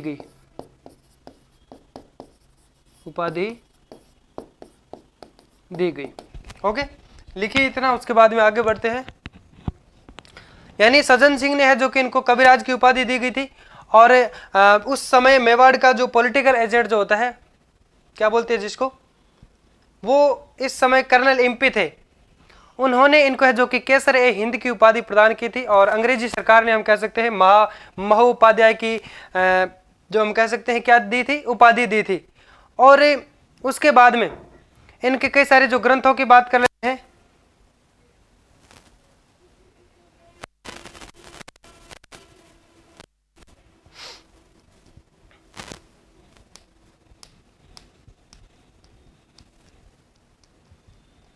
और महोपाध्याय की जो हम कह सकते हैं उपाधि जो और किसको दी गई थी? एक 1938 के अंदर और किसको दी गई थी? इनको शायद हम कह सकते हैं 1938 के अंदर है जो कि इनकी जो सहायता करने वाले एक कवि थे गौरीशंकर हीराचंद ओझा, उनको 1938 के अंदर है जो कि महोपाध्याय की उपाधि प्रदान की गई थी। उनके बारे में आगे पढ़ेंगे इसके बाद में। 1938 में गौरीशंकर हीराचंद ओझा को,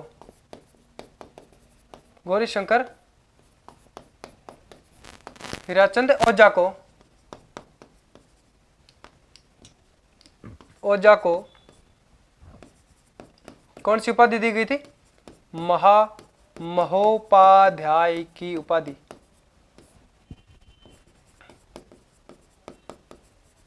ठीक है, किसके द्वारा? अंग्रेजी सरकार के द्वारा, अंग्रेजों के द्वारा 1938 ईस्वी में गौरीशंकर हीराचंद ओझा को महोपाध्याय की उपाधि प्रदान की गई थी।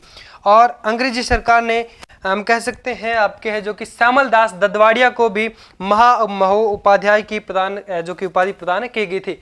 अब ये इसके बारे में बात करें तो ये किनका? शंभू सिंह, मेवाड़ के महाराणा शंभू सिंह, सज्जन सिंह और फतेह सिंह के यहाँ दरबारी कवि थे। और गौरीशंकर हीराचंद ओझा हैं, ये भी इसके बारे में भी बात अगर करें तो इन्होंने भी यहाँ पे श्यामल दास ददवाड़िया के साथ में कई सारे जो कार्य हम कह सकते हैं किए हैं। एक सहायक कवि के रूप में इन्होंने है जो कि अपनी मदद की है। किनके साथ में? श्यामल दास ददवाड़िया के साथ में। चलिए इनके बारे में आगे पढ़ेंगे।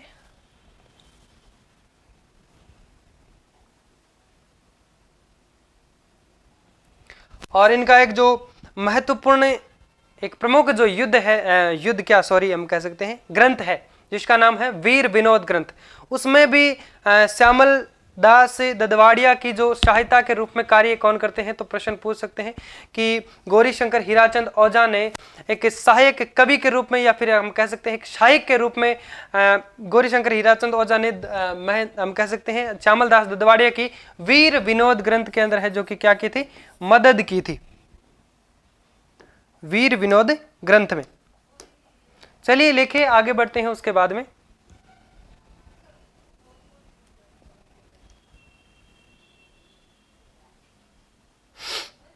फटाफट से लिखने की कोशिश करें।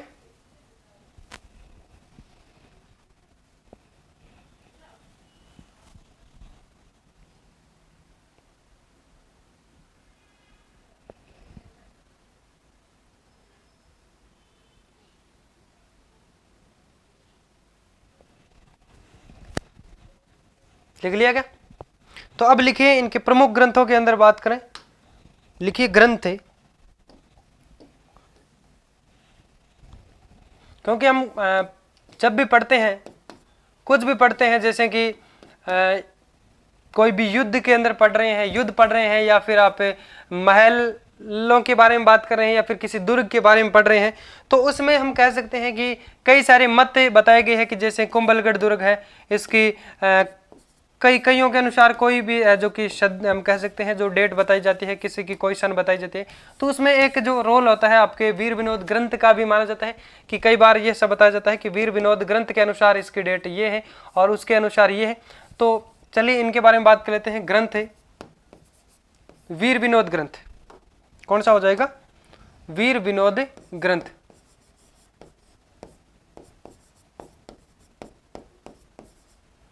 वीर विनोद ग्रंथ, ठीक है।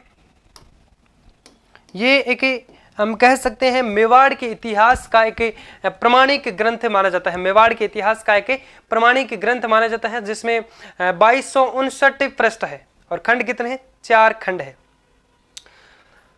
4 खंड है, 2259 हम कह सकते हैं इसके अंदर पृष्ठ है। और 1871 के अंदर शंभू सिंह के समय इसको प्रारंभ किया गया था लिखना, और 21 वर्ष जब होते हैं, कब होते हैं? 1892 के अंदर है जो कि इसको क्या किया गया था?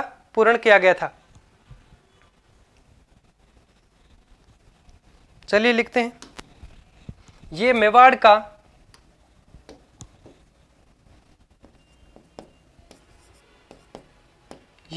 का एक प्रमाणिक इतिहास की गवाह देता है। ये क्या है? एक मेवाड़ के इतिहास का एक प्रमाणिक ग्रंथ माना जाता है। ये मेवाड़ के इतिहास का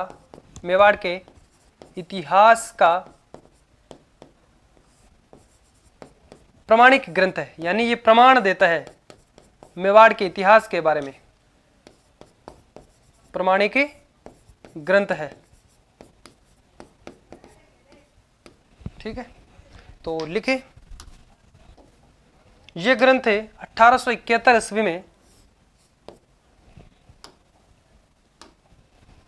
यह ग्रंथ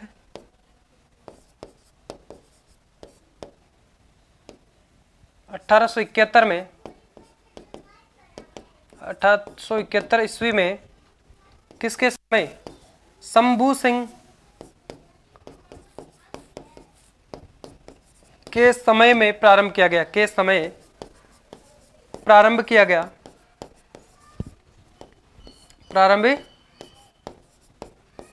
किया गया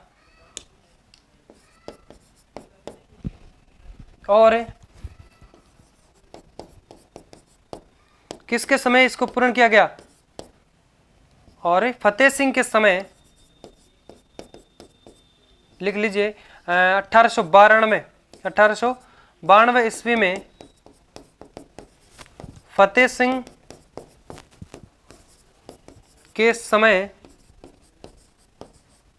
इसको 21 वर्षों में पूर्ण किया गया। 21 वर्षों में पूर्ण किया गया।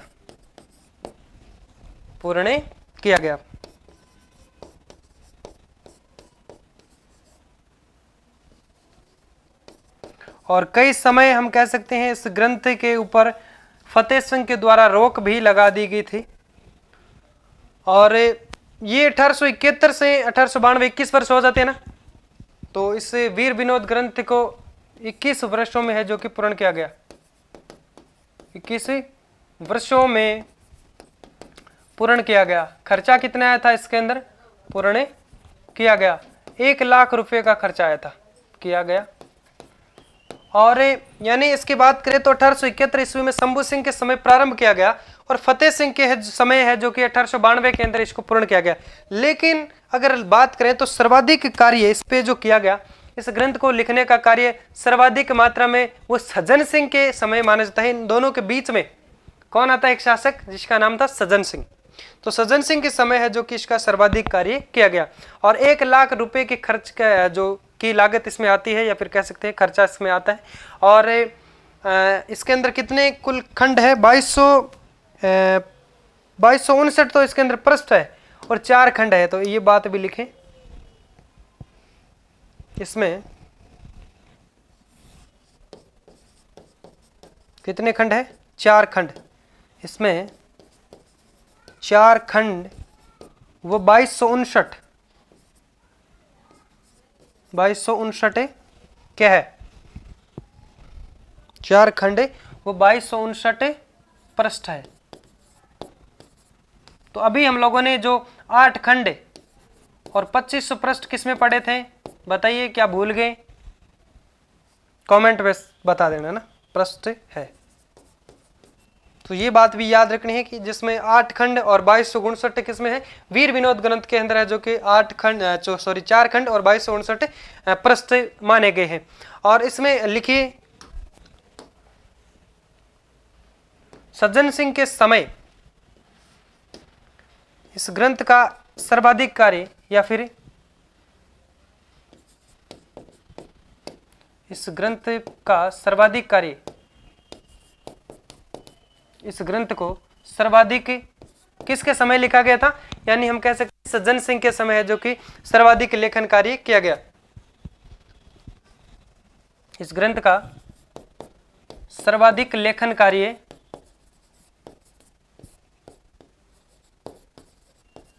कार्य किसके समय हुआ था? बूंदी शासक सज्जन सिंह के समय किया गया। ठीक है। और कुल कितना खर्चा आया था इसमें? इस ग्रंथ में 1,00,000 रुपए का कुल खर्चा आया था।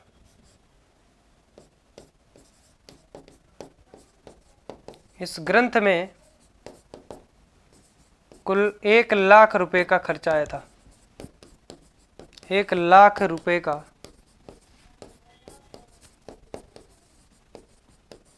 खर्चा आया था। ठीक है, तो लिखिए फटाफट से। और एक लाइन वो भी लिख दीजिए कि इस पे कुछ समय के लिए फतेह सिंह के द्वारा प्रतिबंध भी लगा दिया गया था। यहीं पे लिख देते हैं, इस ग्रंथ पर कुछ समय, इसके लेखन कार्य पर कुछ समय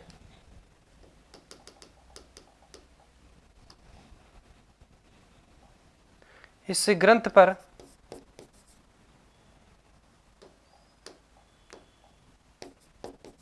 कुछ समय के लिए किसके द्वारा? फतेह सिंह के द्वारा। कुछ समय के लिए फतेह सिंह द्वारा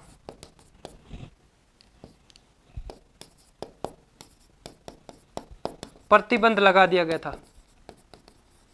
प्रतिबंध लगाया गया था। तो लिखिए, ये बात भी लिखिए, इस ग्रंथ पर कुछ समय के लिए है जो कि कुछ समय तक फतेह सिंह ने है जो कि इसको प्रतिबंधित भी कर दिया गया था। और एक लाइन लिखिए वो भी कि इस ग्रंथ को लिखने में श्यामल दास की मदद करने वाला एक व्यक्ति था, जिसका नाम था, क्या नाम था? गौरीशंकर हीराचंद ओझा।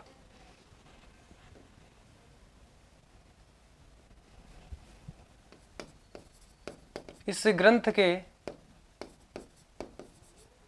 लेखन कार्य में या फिर लिखे लेखन में, इस ग्रंथ के लेखन में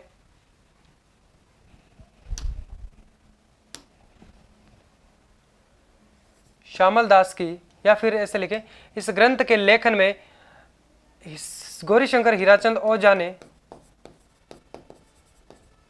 गौरीशंकर हीराचंद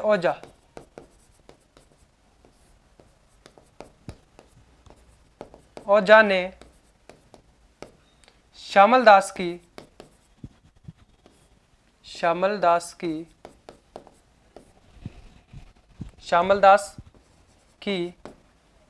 सहायक के रूप में, किसके रूप में? सहायक के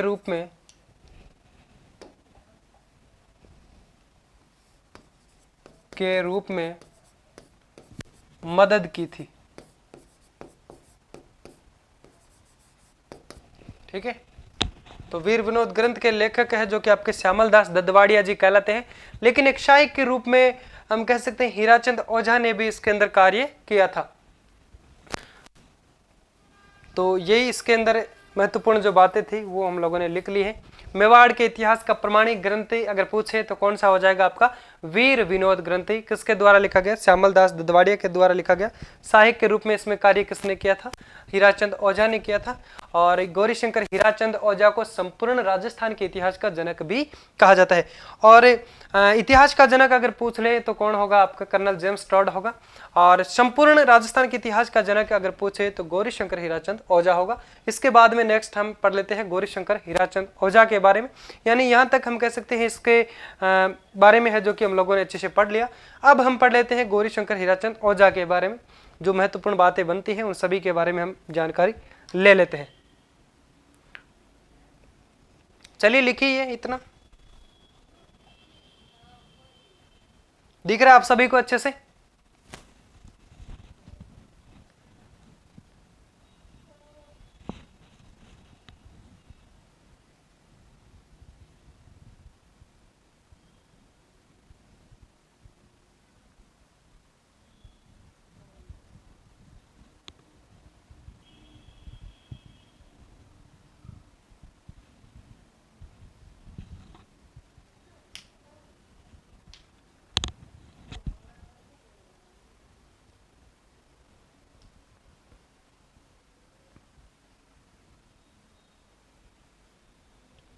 चलिए लिखिए, फटाफट से लिखने की कोशिश करें।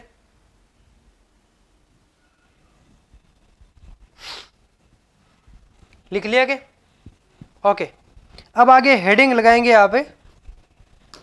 किसके बारे में लगाएंगे? किसको पढ़ेंगे अभी? अभी हम पढ़ेंगे गौरीशंकर हीराचंद ओझा। हेडिंग लगाए गौरीशंकर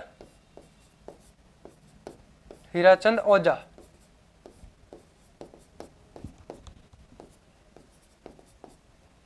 गौरीशंकर हीराचंद ओझा।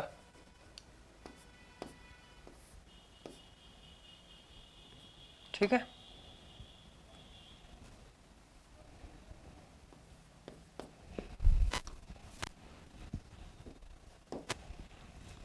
ठीक है। पहले इनके बारे में थोड़ी सी बात कर लेते हैं कि इनको जैसे कि 1908 के अंदर इनको हम कह सकते हैं राजपूताने का जो म्यूजियम क्रिएटर जो हम कह सकते हैं म्यूजियम क्रिएटर संरक्षक का पद है जो कि इनको दिया गया था। और 1914 के अंदर भी इन्होंने जो कि इनको एक उपाधि प्रदान की गई थी, उनके बारे में बात करेंगे। 1937 के अंदर भी एक उपाधि प्रदान की गई थी।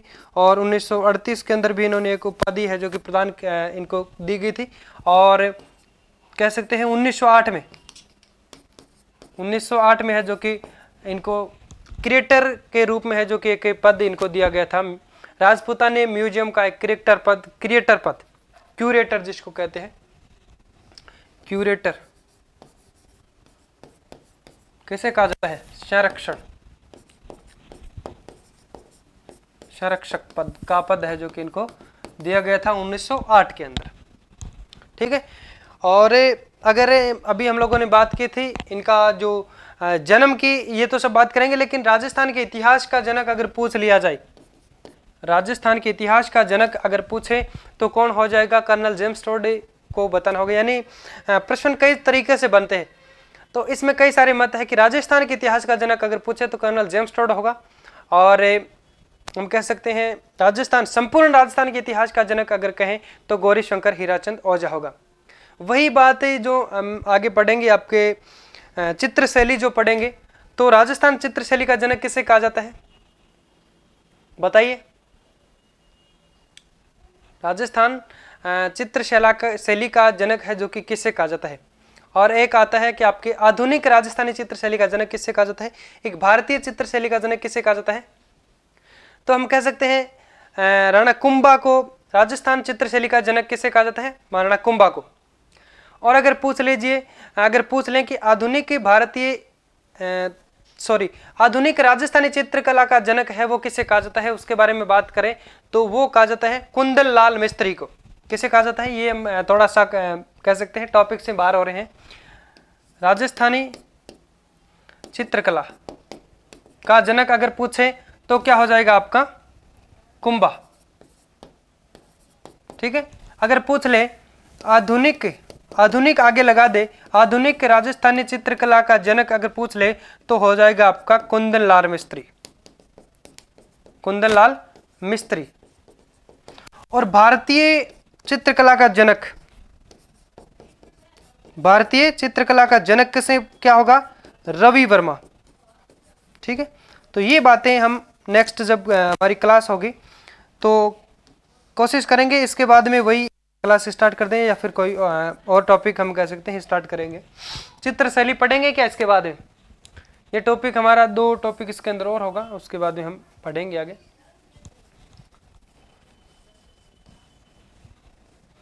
तो इसके अंदर चलिए बात करते हैं। पूछ ले कि राजस्थान इतिहास का जनक तो कौन होगा, कर्नल जेम्स टॉड। ठीक है, कर्नल टॉड, एक बार मैं ऐसे शॉर्ट में बता रहा हूं। और पूछ ले यहां पे संपूर्ण लगा दे, संपूर्ण राजस्थान इतिहास का जनक कौन होगा, गौरी शंकर हीराचंद ओझा होगा। ठीक है, तो ये बात आपको याद रखनी है। और एक बार मैं देख लेता हूं कि आवाज आप सभी तक अच्छे से आ रही है, तो ठीक है, आवाज अच्छे से आ रही है।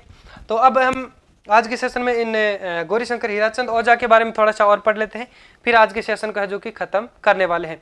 तो इनका जन्म है जो कि 1863 में हुआ था और मृत्यु है जो कि 1947 के अंदर होती है। तो लिखिए इनका जीवन काल 1863, जीवन काल लिखिए 1863, और मृत्यु कब होती है 1947 के अंदर, 1947 में इनकी मृत्यु हो जाती है। हालांकि हम कह सकते हैं आर्ट एंड कल्चर के अंदर डेट वगैरह नहीं पूछेंगे, ये तो हिस्ट्री के अंदर पूछते हैं, लेकिन इनके साथ में हम क्या करते हैं थोड़ा थोड़ा लिखते चलते हैं, थोड़ा थोड़ा पढ़ते चलते हैं, ताकि हमारे जब हिस्ट्री की क्लास से शुरू करेंगे तो आपको भी परेशान नहीं होगी, हमको भी नहीं होगी। और इनका जन्म है जो कि सिरोही के अंदर होता है, रोहिड़ा ग्राम सिरोही के अंदर। चलिए बात करते हैं, लिखिए जन्म रोहिड़ा ग्राम,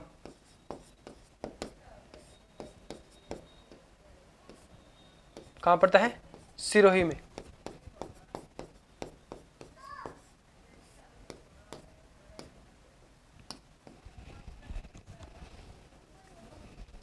रोहिड़ा ग्राम सिरोही के अंदर है जो कि इनका जन्म होता है।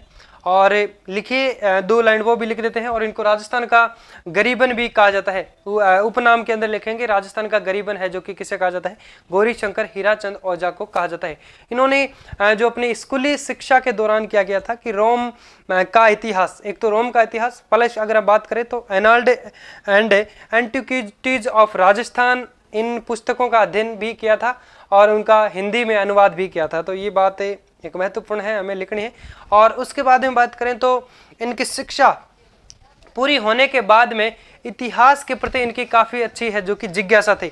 ये क्या करते हैं, मेवाड़ के महाराणा सज्जन सिंह के दरबार में चल जाते हैं और वहाँ पे हम कह सकते हैं इनको एक व्यक्ति, महान व्यक्ति मिलते हैं जो वीर विनोद ग्रंथ की रचनाकार जो कौन थे, श्यामल दास ददवाड़िया।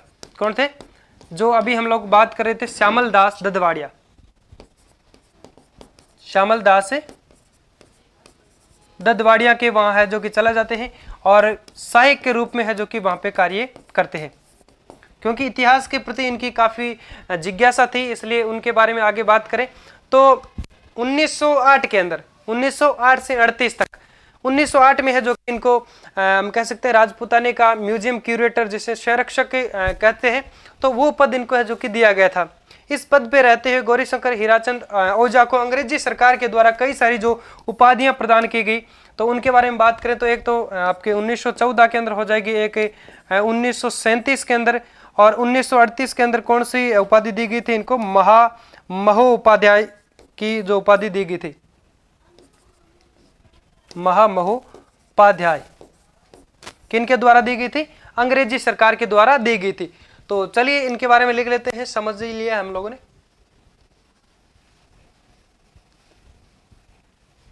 दो लाइन लिख लेते हैं पहले वो कि राजस्थान के इतिहास का जनक किसे कहा जाता है? राजस्थान के इतिहास का जनक, राजस्थान के इतिहास का जनक पूछे तो कौन हो जाएगा? Colonel James Tod. Colonel James Tod.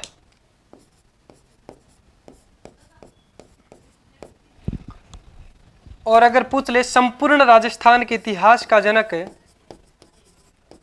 संपूर्ण राजस्थान के इतिहास का जनक, संपूर्ण राजस्थान के इतिहास का जनक कौन होगा? गौरीशंकर हीराचंद ओझा। गौरीशंकर हीराचंद ओझा, ठीक है। तो गौरीशंकर हीराचंद ओझा है जो कि कौन सा हो जाएगा? संपूर्ण राजस्थान के इतिहास का जनक। और राजस्थान के इतिहास की बात करें तो कौन हो जाएगा? Colonel James Tod. फिर इसके बाद में बात करें तो एक इनका उपनाम भी लिख लीजिए, राजस्थान का गरीबन। राजस्थान का क्या गरीबन किसे कहा जाता है? यहां पे लिख लेते हैं उपनाम।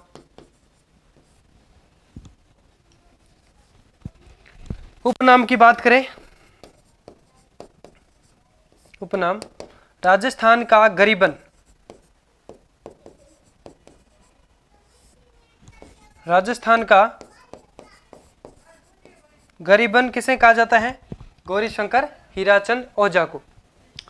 इन्होंने अपनी स्कूली शिक्षा के चलते, इन्होंने लिखी एक लाइन बड़ी है, इन्होंने अपनी स्कूली शिक्षा के चलते रोम के इतिहास का अध्ययन किया और साथ में एनाल्ड एंड एंटिक्विटीज ऑफ राजस्थान का भी है जो कि कह सकते हैं अध्ययन किया था और हिंदी में अनुवाद किया था। लिखिए, इन्होंने अपनी शिक्षा के चलते, इन्होंने स्कूली शिक्षा के दौरान, इन्होंने अपनी स्कूली शिक्षा के दौरान स्कूली शिक्षा के दौरान, दौरान का मतलब चलते, स्कूली शिक्षा के चलते रोम के इतिहास का अध्ययन, रोम के इतिहास का और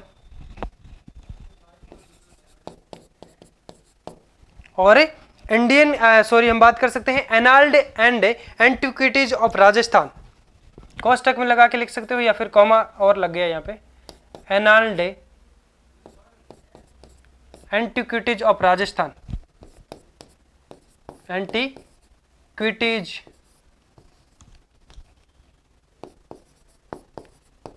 antiquities of Rajasthan, of Rajasthan का अध्ययन किया,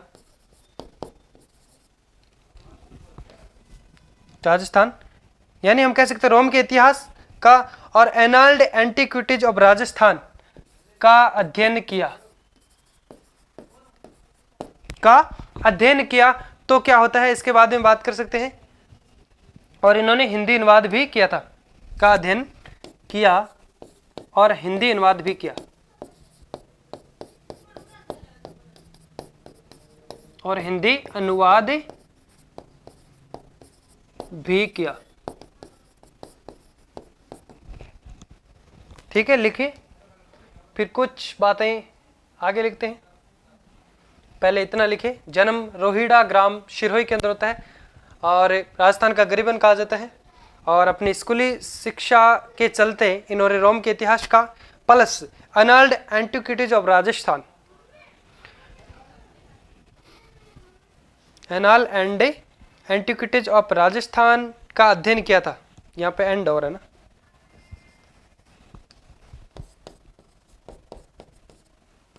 एनाल एंड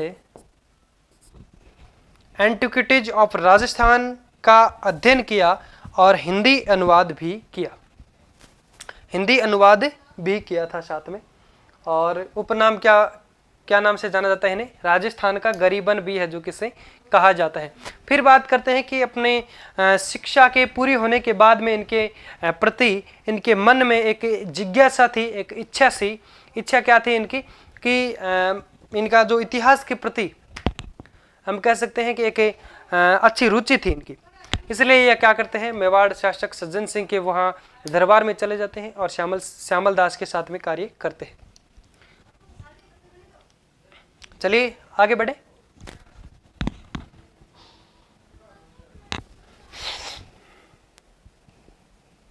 लिखिए फटाफट से। दिख रहा है सभी से? सभी को दिख रहा है अच्छे से?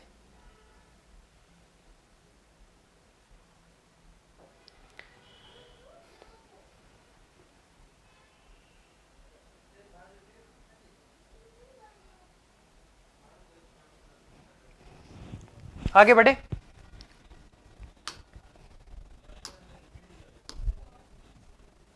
तो लिखे, स्कूली शिक्षा के चलते इन्होंने क्या किया था?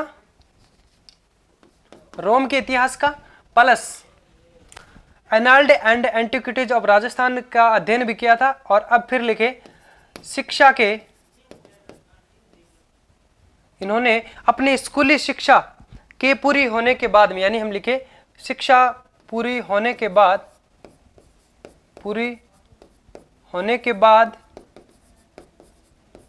शिक्षा पूरी होने के बाद इनके मन में, या फिर हम कह सकते हैं शिक्षा पूरी होने के बाद में इतिहास के प्रति, इनकी इतिहास के प्रति जिज्ञासा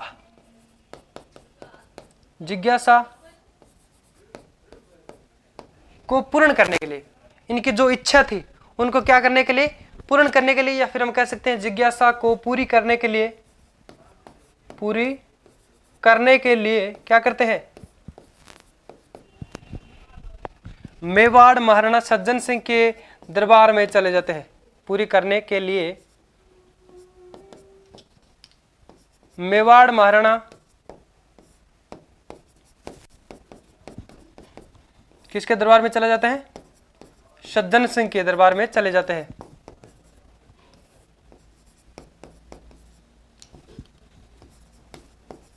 दरबार में चले जाते हैं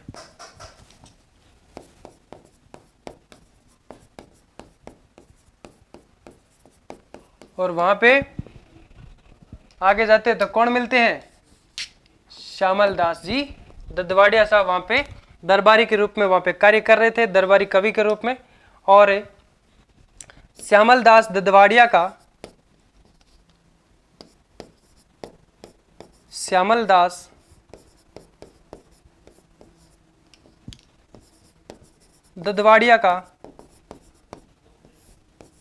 सहायक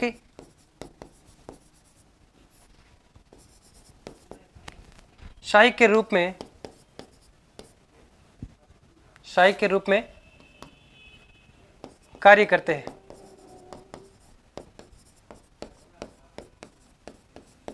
जैसे अभी हम लोगों ने बात की थी, वीर विनोद ग्रंथ के अंदर इन्होंने कार्य किया था। ठीक है।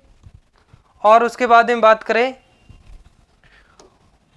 राजपुताने का म्यूजियम क्यूरेटर इनको कब बनाया गया था? 1908 से 1938 तक ये राजपुताने के म्यूजियम क्यूरेटर के पद पर रहते हैं।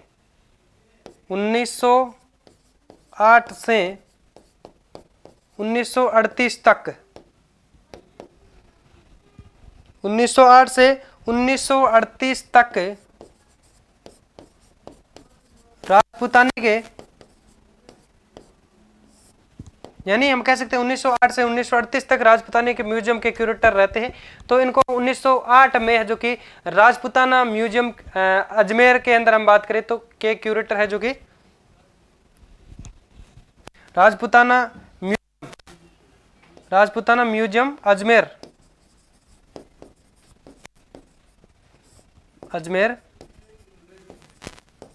के क्यूरेटर पद,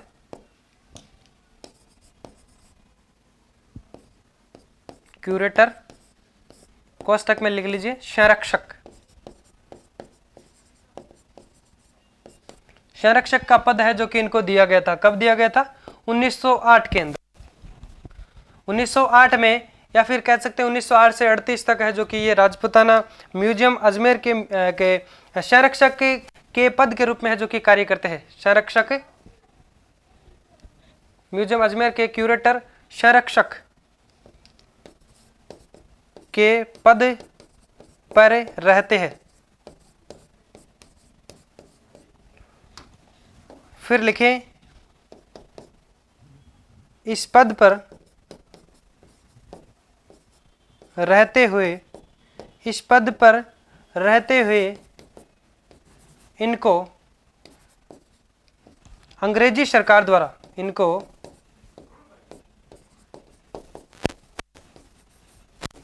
अंग्रेजी सरकार द्वारा कई उपाधियां दी गई,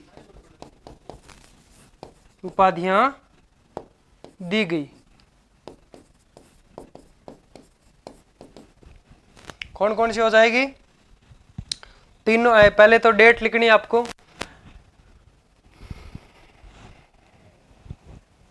या नाम लिखने की जरूरत थोड़ी है कि इस पद पे रहते हुए गौरीशंकर हीराचंद ओझा को अंग्रेजी सरकार द्वारा, तो यहाँ पे कोई जरूरत नहीं है क्योंकि हम गौरीशंकर हीराचंद ओझा के बारे में ही पढ़ रहे हैं। तो 1914 के अंदर है जो कि इनको कौन सी उपाधि दी गई थी? बात करें, राय बहादुर की उपाधि दी गई थी। और उसके बाद में 1937 के अंदर इन्हें है जो कि हिंदी साहित्य का वाचस्पति है जो कि कहा गया था। और 1938 के अंदर महोपाध्याय की प्रावधान है जो कि इनको उपाधि दी गई। आगे बढ़ते हैं या फिर लिख रहे हैं? लिखिए फटाफट से।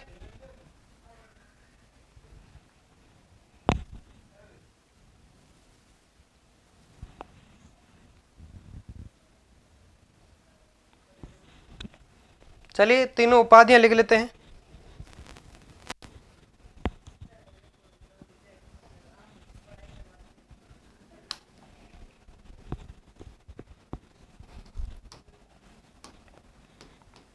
पहले डेट लिखे तीनों, 1914, 1937 और 1938।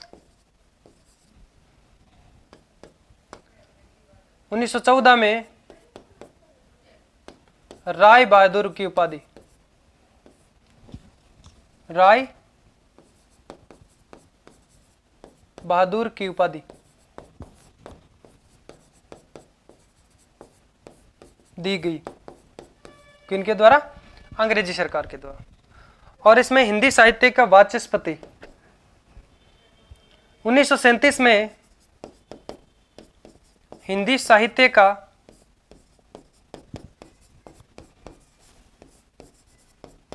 वाचस्पति की उपाधि दी गई।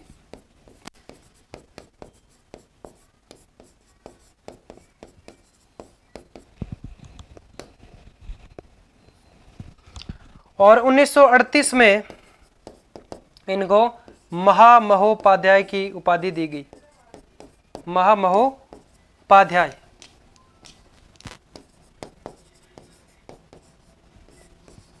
की उपाधि दी गई।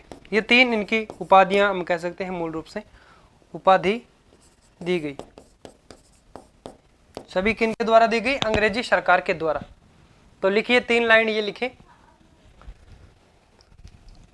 1914 में राय बहादुर की उपाधि सर हिंदी साहित्य का वाचस्पति, 1937-1938 में महामहो उपाध्याय की जो हम कह सकते हैं इनको उपाधि दी गई थी। अब इनके कई सारे ग्रंथ लिख लेते हैं, जैसे कि प्राचीन भारतीय लिपि माला ग्रंथ है, नागरी अंक व लिपि है, और उसके बाद में हम बात कर सकते हैं सोलंकियों का इतिहास है, और बप्पा रावल का सोने का सिक्का है, और राजपूताने का संपूर्ण इतिहास, जिसमें हम बात कर सकते हैं आपके कौन सा हो जाएगा, सिरोही राज्य का इतिहास, उदयपुर राज्य का इतिहास, और डूंगरपुर राज्य का इतिहास, बांसवाड़ा राज्य का इतिहास, प्रतापगढ़ राज्य का इतिहास, और आपके मारवाड़ राज्य का इतिहास, जिसमें बात करें आपके बीकानेर राज्य का इतिहास, मारवाड़ राज्य का इतिहास और बीकानेर राज्य का इतिहास। तो इनके बारे में लिख लेते हैं। लिखे ग्रंथ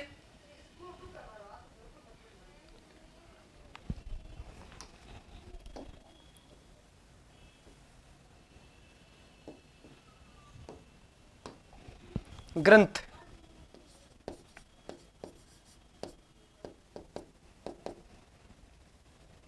एक नंबर लगा के लिखे, प्राचीन भारतीय लिपिमाला,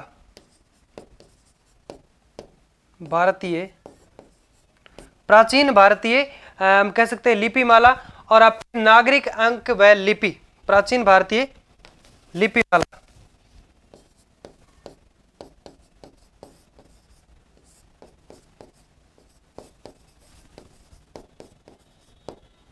दो नंबर लगा के लिखे, नागरी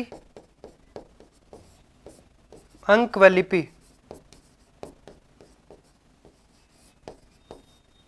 एक लिखे सोलंकियों का इतिहास,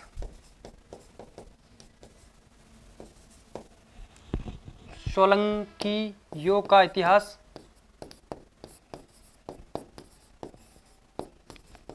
एक बप्पा रावल का सोने का सिक्का,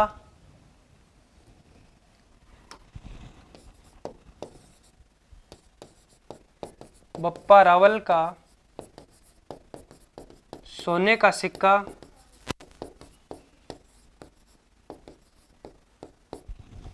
लिखिए। और उसके बाद में बात कर सकते हैं आपके राजपूताने का संपूर्ण इतिहास, इधर लिख लेते हैं राजपूताने का संपूर्ण इतिहास।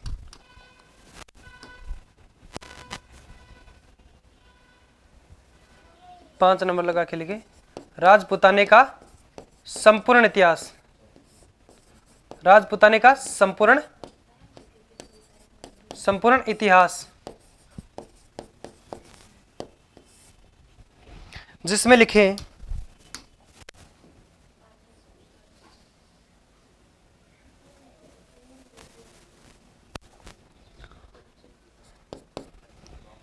कौन सा हो जाएगा, सिरोही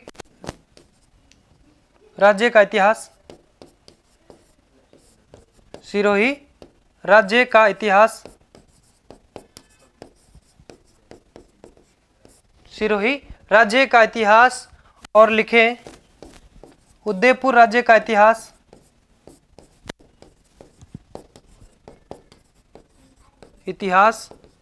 और इसके बाद में बात कर सकते हैं सिरोही, उदयपुर, फिर डूंगरपुर राज्य का इतिहास,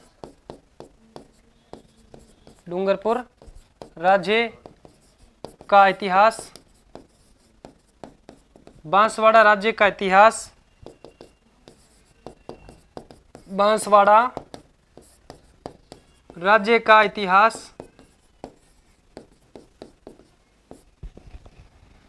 प्रतापगढ़ राज्य का इतिहास। लिख लिया क्या अब? प्रतापगढ़ राज्य का इतिहास,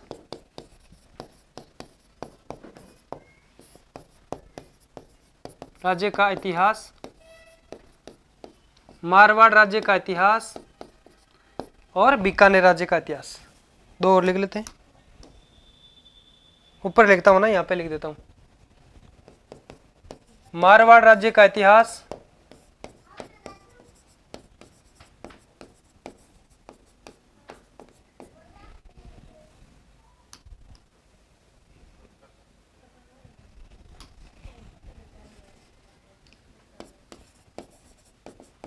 मारवाड़ राज्य का इतिहास, और कौन सा हो जाता है, बीकानेर राज्य का इतिहास, बीकानेर राज्य का इतिहास। ठीक है, प्रमुख ग्रंथ ये हो जाएंगे इनके। ठीक है, लिखिए इसके अंदर प्राचीन ग्रंथों की बात करें तो इनके जो ग्रंथों की बात करें तो इसमें एक हो जाएगा प्राचीन भारतीय लिपिमाला, लिपिमाला, प्राचीन भारतीय लिपिमाला हो जाएगा। और नागरी अंक व लिपि, सोलंकियों का इतिहास, बप्पा रावल का सोने का सिक्का, और हो जाएगा राजपूताना का संपूर्ण इतिहास। इसमें अगर बात करें सिरोही राज्य का इतिहास हो जाएगा, उदयपुर राज्य का इतिहास, डूंगरपुर राज्य का इतिहास, प्रतापगढ़ राज्य का इतिहास, और आपके है जो कि बांसवाड़ा राज्य का इतिहास, मारवाड़ का इतिहास, जिसमें आपके बीकानेर एक हो जाएगा बीकानेर राज्य का इतिहास। ये कई सारे जो ग्रंथ है वो किसके माने जाते हैं, हम बात कर सकते हैं गौरी शंकर हीराचंद ओझा का। तो मैं आशा करता हूं साथियों बहुत शानदार तरीके से आज के सेशन में हम लोगों ने डिस्कस किया है। फिर जल्दी से जल्दी हम कह सकते हैं इस टॉपिक को हम कंप्लीट करने की कोशिश करेंगे और नेक्स्ट कोई नया टॉपिक लेकर के आएंगे। और हम कह सकते हैं टाइम रहते हुए जो सेकंड ग्रेड की वैकेंसी आई उससे पहले हम अच्छी तरह से टॉपिक कवर कर लें और क्या करेंगे, यानी उसको रिवीजन के लिए भी आपको टाइम अच्छे से मिल पाए। तो फिर मिलते हैं साथियों एक नए जोश और जुनून के साथ, तब तक के लिए एक छोटा सा ब्रेक लेते हैं। बाय बाय, जय हिंद।